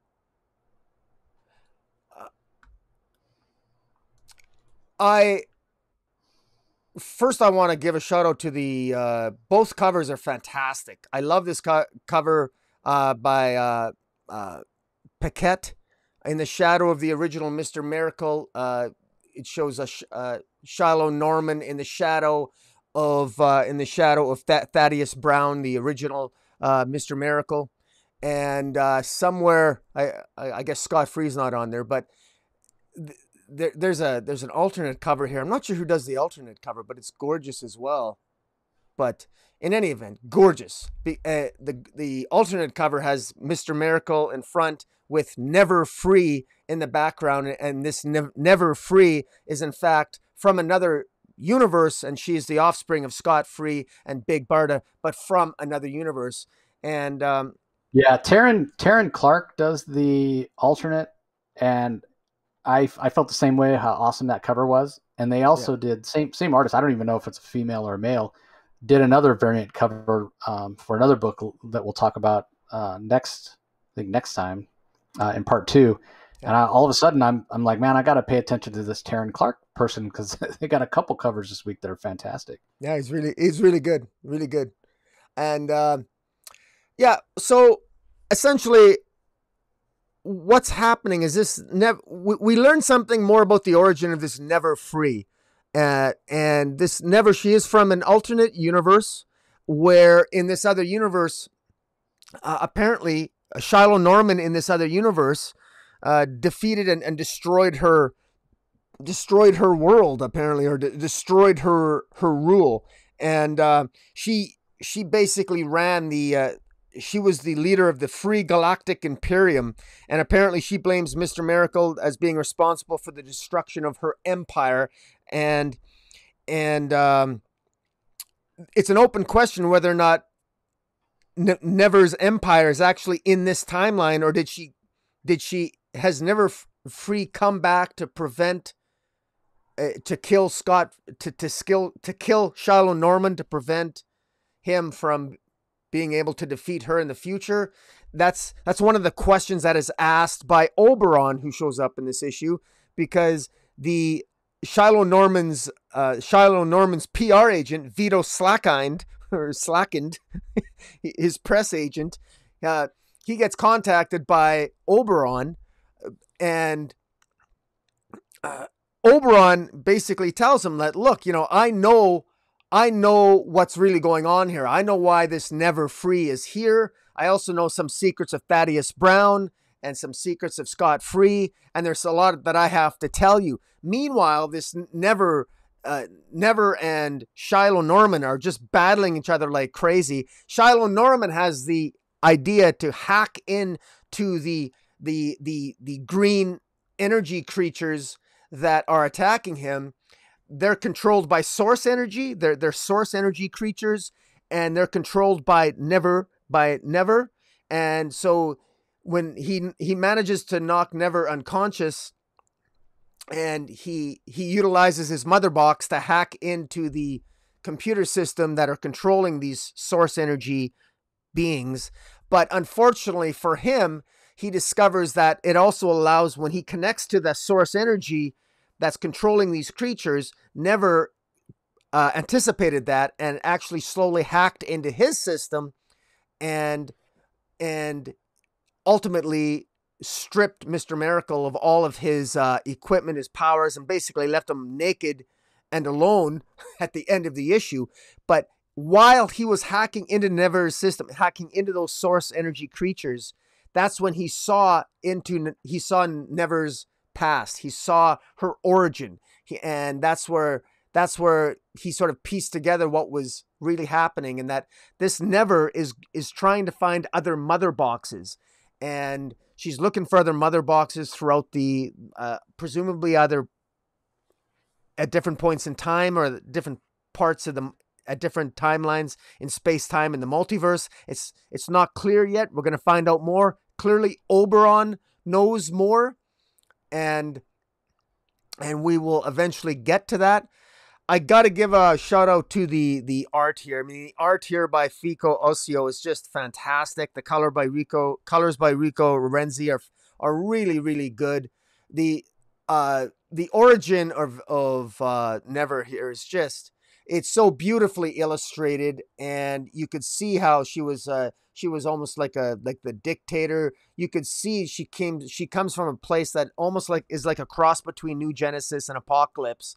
I got that artistically, and it just, you could really see the history as to why she's so upset with Mr. Miracle. The people that defeated her in the future, who defeated her free galactic imperium, were all carrying flags with Mr. Miracle's face on the flag. So that's why she hates Mr. Miracle. Whether or not that Mr. Miracle is Shiloh Norman or another version of him, I guess we're gonna have to wait and see. But this is juxtaposed against scenes with his PR agent Vito trying to piece together where Oberon is, because Mr. Miracle is getting sued for copyright infringement and intellectual property theft from many parts of Hollywood and the entertainment industry, because now that they know that Mr. Miracle is this black guy, then they presumably might know he's Shiloh Norman. Hollywood being what it is, people are suing him, and Oberon had to find a way to get their attention, and so Oberon also sued Mr. Miracle and Vito in order to get their attention, and that's how Vito got the letter from Oberon through the issue, traced it to Oberon's location, and at the end we're left with Mr. Miracle, Mr. Miracle, Shiloh Norman being absolutely defeated and essentially left for dead, really, and Never humiliates him and calls him an arrogant dust mite without purpose, without name, without a legacy, and no more miracle. A descendant of slaves in a land that considers you subhuman, right where you belong. I mean, this is a pretty visceral insult, to say the least. And then she just takes off, and where's she going to go? I guess we're going to have to we'll have to wait to find out. But next issue, we're going to get the origin of Thaddeus Brown, which I'm very much looking forward to, because what was teased on the cover of this issue, we didn't really get. I think we're going to get it next issue, so it was a little bit of a cheat, but it definitely whetted my appetite. I love the art. It was there was thin lines. The coloring was fantastic by Rico Renzi, and I'm just, I continue to be captivated by Shiloh Norman, and I got to tell you, man, I'm stunned. I would never have thought I'd end up ever being a Mr. Miracle reader. Yeah, I mean, I've always been a fan of the Scott Free version of Mr. Miracle, and again, the Mr. Miracle backups that we got in the Future State weren't very good, didn't have very good art, and I pretty much didn't care. And I remember saying, who the heck was asking for a Shiloh Norman Mr. Miracle? If you're going to give us a Mr. Miracle series, give us Scott Free, the one that everybody likes. Yeah. Well, I'm clearly eating crow here because, as Rocky said, this is absolutely fantastic. I'll start with the art by Ossio. It's it's gotten better every issue. I wasn't familiar with Fico's work previous to this. I was impressed with it in the first issue, and it's only gotten better as we've gone along. Clearly, we're getting a very powerful looking Mr. Miracle, but there's so much action, and particularly in this issue, if there's any little nitpick I have, is that we don't get much character development like we've gotten previously. In the first two issues, we've gotten some quiet character moments. We've gotten some poignant character moments from Shiloh Norman. This issue is so action-packed that there's not really room for it. And I'm perfectly fine with that, because what pages and what story beats we do get that aren't basically Shiloh fighting against Never Free are, as Rocky alluded to, they're focused on Salkind, which is Shiloh's agent, right, and his search for Oberon. So that all makes sense. So if that's the way that Brandon Easton wanted to structure it, I'm perfectly fine, because I think Vito Slackend is an interesting character in and of himself, and having a little context for him and whoever his ex-wife is that owed him a bunch of money, I'm perfectly fine with that. It fleshing out the supporting cast, because like I said, the first couple issues we did get some good character moments, and based on the way this issue ends, there's a lot further to go for Shiloh Norman, and so I was fine with that. But overall, this is just a wild ride from start to finish with this battle between Shiloh and Never, and that's really the bulk of the issue, and that's where the artwork by Ossio really shines, because he's pulled out all the stops. There's so much here that Fico gives us in terms of energy and explosions and big over the top fights with any number of it's not just Mr. Miracle and Never. There's any number of people in the panels, these monsters or constructs or whatever they are that Never has brought to the fight. So I thought Fico Ossio does an incredible job throughout the entire issue of making it over the top, making it fun. The Rico Renzi colors really complement the line work. The futuristic scenes that Rocky mentioned with Never capturing the mother boxes in the future and turning them to whatever her nefarious purposes are, the skylines in the future, the city with looks like a giant Scott Free and Barda up on the side of this tower that she's standing on. It's all done very, very well. So very impressed. Pulling in Oberon, I think, is brilliant by Brandon Easton. If anybody knows all the secrets of all the different Mr. Miracles, it's Oberon, and certainly he can be a mentor to Shiloh Norman in a different way than Vito Slackend is. So I think that works, and I'm glad to see him show up. I've been kind of wondering, well, if Shiloh needs help and needs to understand where he's come from and what the legacy of Mr. Miracle is, Oberon is the one to tell him, and I've been wondering where he is. So I'm glad to see him show up. This is really, really good. I'm so impressed with this. It's one of those books that really took me by surprise, because like I said, I don't know that I'd ever read anything with Shiloh Norman in it previous to that Future State stuff, and that Future State stuff left me kind of cold. And even before then, it just, that preconception of, well, if I'm reading Mr. Miracle, I want to read Scott Free. But like I always say, if you're going to read a series, you got to give it at least a couple issues. And the first two issues of this were great, and the third just continues on its way. So I'm a big fan of this. I wouldn't mind seeing it continue past the 6 issues if the quality of the series is going to be this good. So I guess we'll have to wait. We'll have to wait and see, obviously, how it all wraps up. All right, on to the last book. It's Robin number 4 from Joshua Williamson. We have a different artist on this one. Gleb Melkonov's taken the month off, apparently, or maybe just needs to get caught up. So Jorge Corona, who has a similar style to what Gleb does, is the artist. Luis Guerrero handles the colors, and Troy Petrie handles the letters. We saw at the end of issue 3, Robin was tossed off a cliff, and right before he hit the water, he was rescued by his grandfather, Ra's al Ghul. So here we have training day with Ra's al Ghul. Basically, Ra's has taken him to an island that is real close to the Lazarus Island where the tournament is taking place. And whatever the bat monster bear sort of thing is that was in previous issues of Robin, I didn't read that series because I'm not a Damian fan. Yeah, I know he's Goliath, but I don't know where he comes from or how this pink bat bear dog I have no idea where it comes from, but it shows up here and clearly has a bond with Damian and whatever. So I thought this was okay. It was interesting to see kind of a more I'll say a softer version of Ra's al Ghul.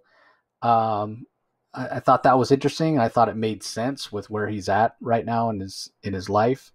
And he sort of explains that. I thought that the interactions between him and Damian were realistic. and again, I thought the art was fine. It was reminiscent of Gleb's art.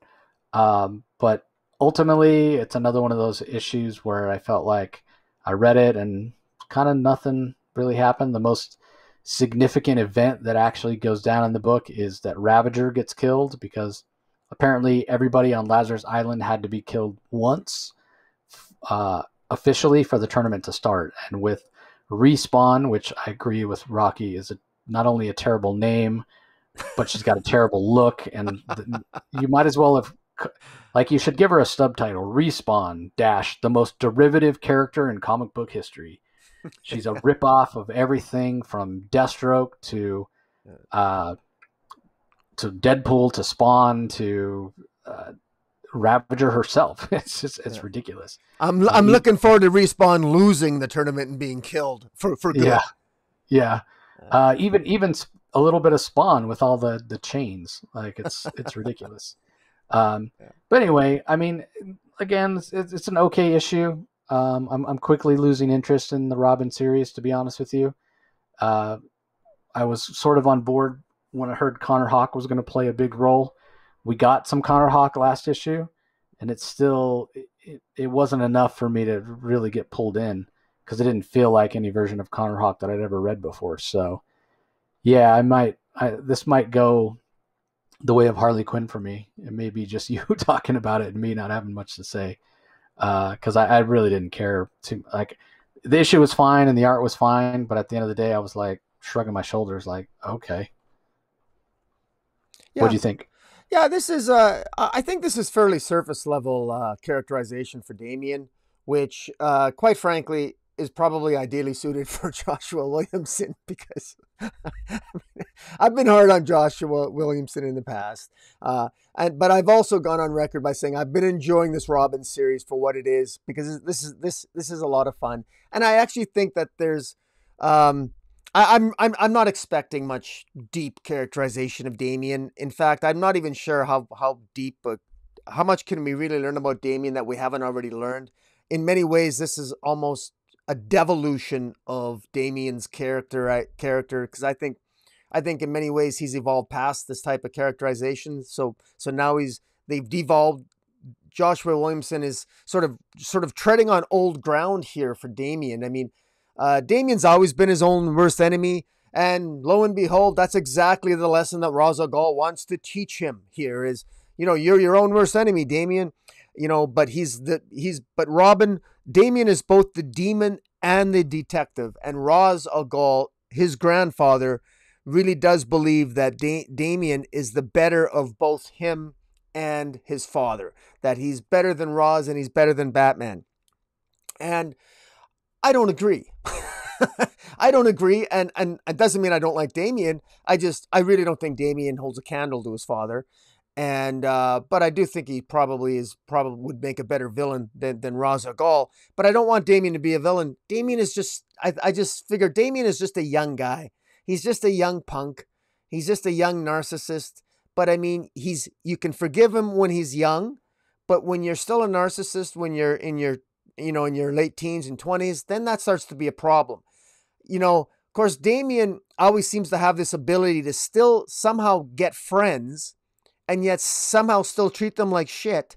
And then somehow they come back and they still want to be his friends. Why Ravager gives a crap about Damian, I don't know.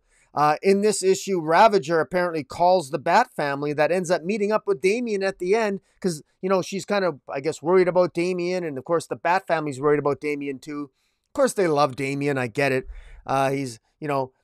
But Damian is not the type of person that ever asks for help. That's Damian's biggest fault. That's why Damian got killed in the first place. That's why Connor Hawke defeated him last issue, threw him off a cliff.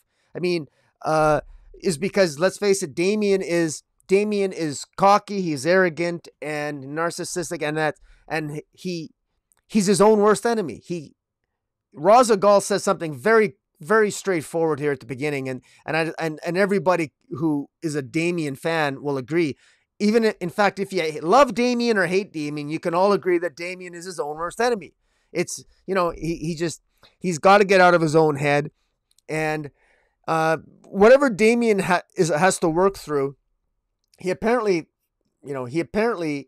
is going to something that Ross said to him must have tipped him off, because Ross talks to him, trains him, and then just when Ross says to him something that might help him about, getting out of your own mind, you got far too much rage in you, Damian, and it's you got way too much rage in you for a kid that's your age, and Damian does. Where's all the rage come from?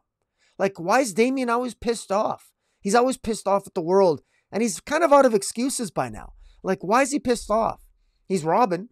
He can be Robin. He could be Robin. He's pissed. He's always pissed off at somebody, and he's a murderer. I mean, we always forget that Damian in this, he's a murderer. He's killed people, and he's created his own prison in the pages of Teen Titans. He's against Batman's wishes. I mean, if Batman had any principles, his own son should be in jail. But so Damian's gotten second chances after second chances after second chances. And, I don't know if we're going to get any kind of meaningful actual character development of Damian in this series, but I don't expect it. He ends up looking for a book of immortality. He's still healing from his wounds from Connor Hawke, so he can't. The League of Assassins, he tracks down the League of Assassins near the end, and that apparently have the book of immortality. But before he can try to retrieve it, he ends up being confronted by remember the Bat family, which I have to say, I got to tell you right off the bat, this is typical Joshua Williamson, taking one step forward and two steps back. There's no reason why we need the Bat family in this series at all. This is a tournament. Why? So next issue, we're going to have a wasted issue, issue 5, with them having a glorified, protracted conversation that we've seen him have with the members of the Bat family repeatedly in multiple Batman Detective and Robin issues in the past. And why? It's a waste of time. It's, I want something new for Damian. Readers want to see something new from Damian. This is supposed to be an experience for Damian. He's supposed to be moving forward as a character. He should be on the island interacting, making friends or trying to. He was doing that last. That was actually interesting. Getting to know the other new characters, which would be kind of cool, especially if they're going to be killed off right away. We might even build up some emotions and some gravitas in that. But Joshua Williamson is not good at doing that, so he's going back to the old tropes. He did the same thing in Flash. He rehashed the same things from arc to arc, and I hate to do it. I want Joshua Williamson to prove me wrong, because he's had his moments, but this is not much. This is a real cop-out of a cliffhanger, and to me, I actually wonder if Joshua Williamson actually knows where he's taking this story. It makes me question it now. But I hope whatever. I'm maybe being critical, but I still enjoyed the issue. But let's have fun. Stay on the island and have fun fighting. That was fun. Do your Mortal Kombat, Joshua Williamson. Have fun with that. Don't try to develop Damian Wayne's character. Number one, I don't think you're very good at it. And number two, I don't think people want you to anyway, because people love this little bastard narcissist, and we love him just the way he is. Yeah, did you hear, speaking of him being a villain, did you hear that he was supposed to be the big bad in 5G? I did, and it works with, it explains why some of the Legion of Superheroes stuff under Bendis, why the Legion of Superheroes in the future, in last year in the Bendis Legion of Superhero books, why they referred to Damian as Mini Hitler when he made an appearance in the 31st century. So yeah, that I'm kind of glad they're not doing that. I don't need the Magneto versus Xavier, analogy between John Kent and Damian. Do you think I can't imagine that was, I think Didio would have got fired anyway, but man, when you think of all the creators, like Joshua Williamson was going to leave, Tinian was going to leave. There was more than, Snyder was already on the way out. Like, obviously that 5G storyline, the various storylines pissed off a lot of creators by the sounds of things. Well, I don't know that it pissed them off so much as they just didn't have anything to say in whatever world Didio was creating. Yeah. Which sort of explains why, there's all this new talent that was brought in. So again, it goes back to what I was saying earlier about the lack of leadership, lack of cohesive vision, and right or wrong, Didio's one to stand by his convictions. So I agree with you. I'm glad that we're not getting 5G with Damian as this big bad, because first of all, Damian as a character doesn't hold a candle to Magneto. I'm not even talking about power level. I'm just talking about like as an interesting character and as a character with layers. You're right. And not necessarily, I won't blame Williamson, but Damian as a character, I feel like it's often one step forward, two steps back. I couldn't stand him when he first came on the scene, and then gradually it felt like the different, and this was multiple writers. He was maturing. He was learning how to not be an insufferable, unlikable little shit. And there was growth, and he felt like he was learning, and he was becoming a better person, and he was choosing not to kill, and he was choosing to become a hero. And you're right. Like Williamson has pulled him, has thrown out everything that's been done over the past 5 years.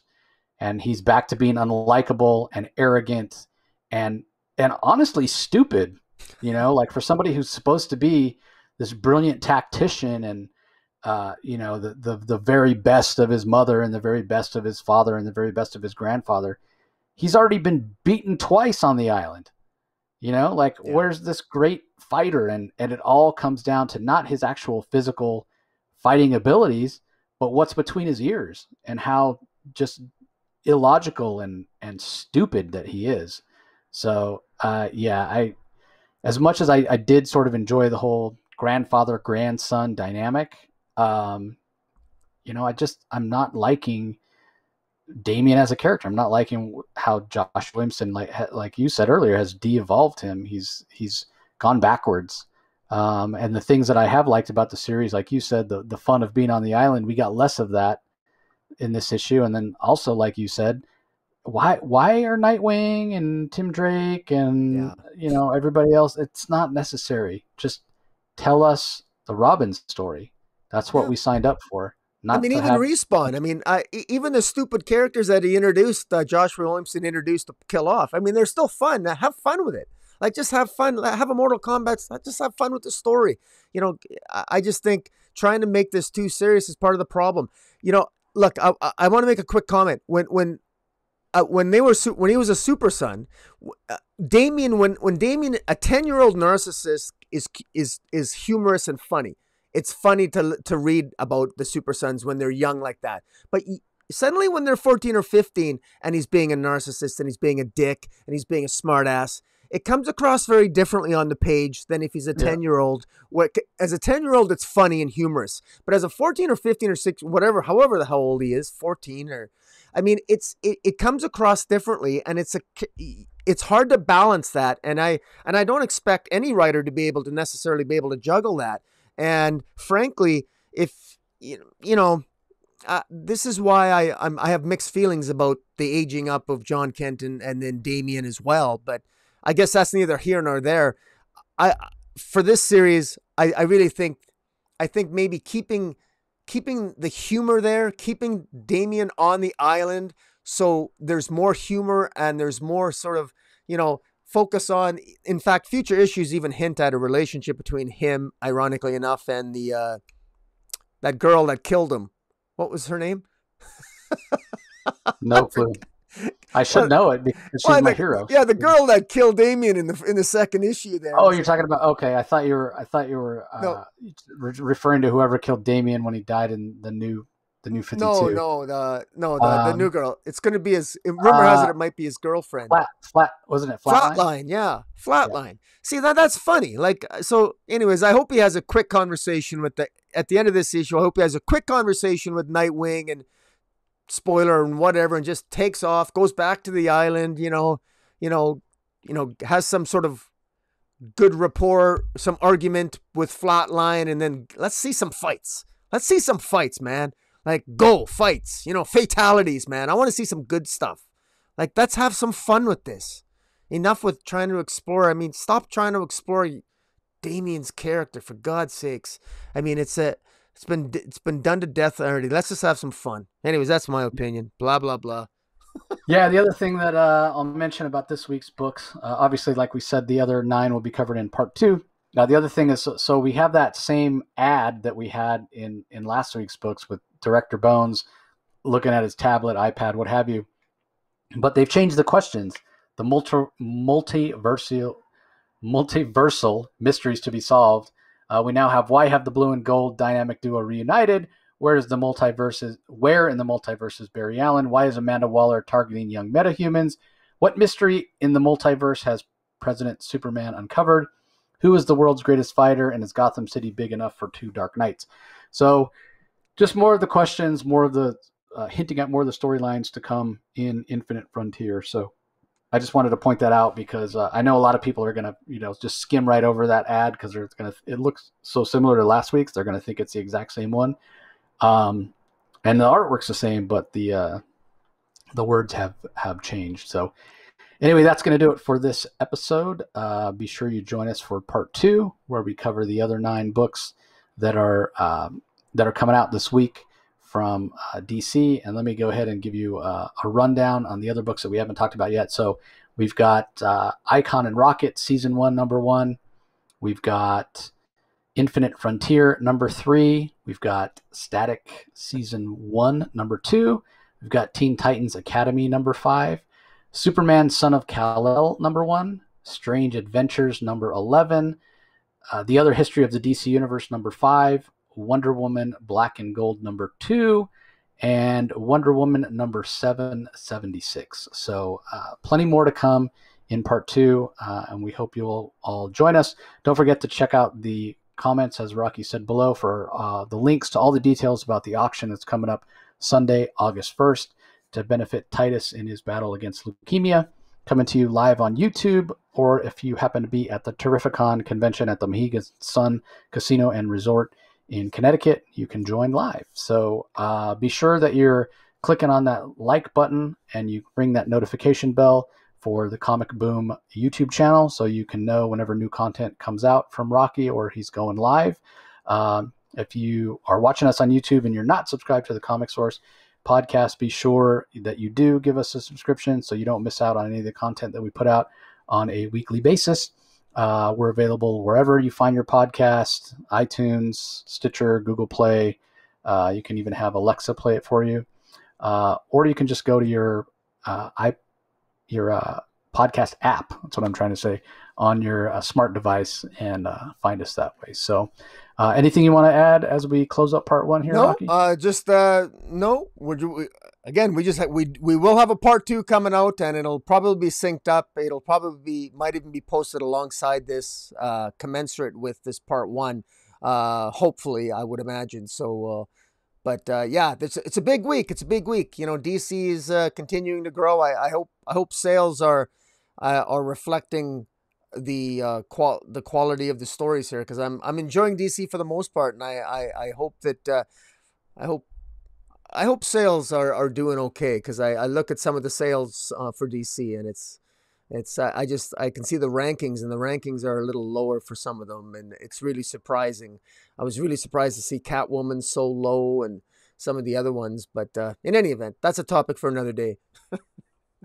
Yep, so that does it for this episode for part 1, everybody. Be sure you check us out for part 2 if you want to know about any of those books, and we will talk to you next time.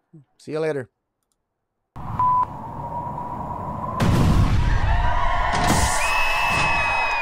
Mm-hmm.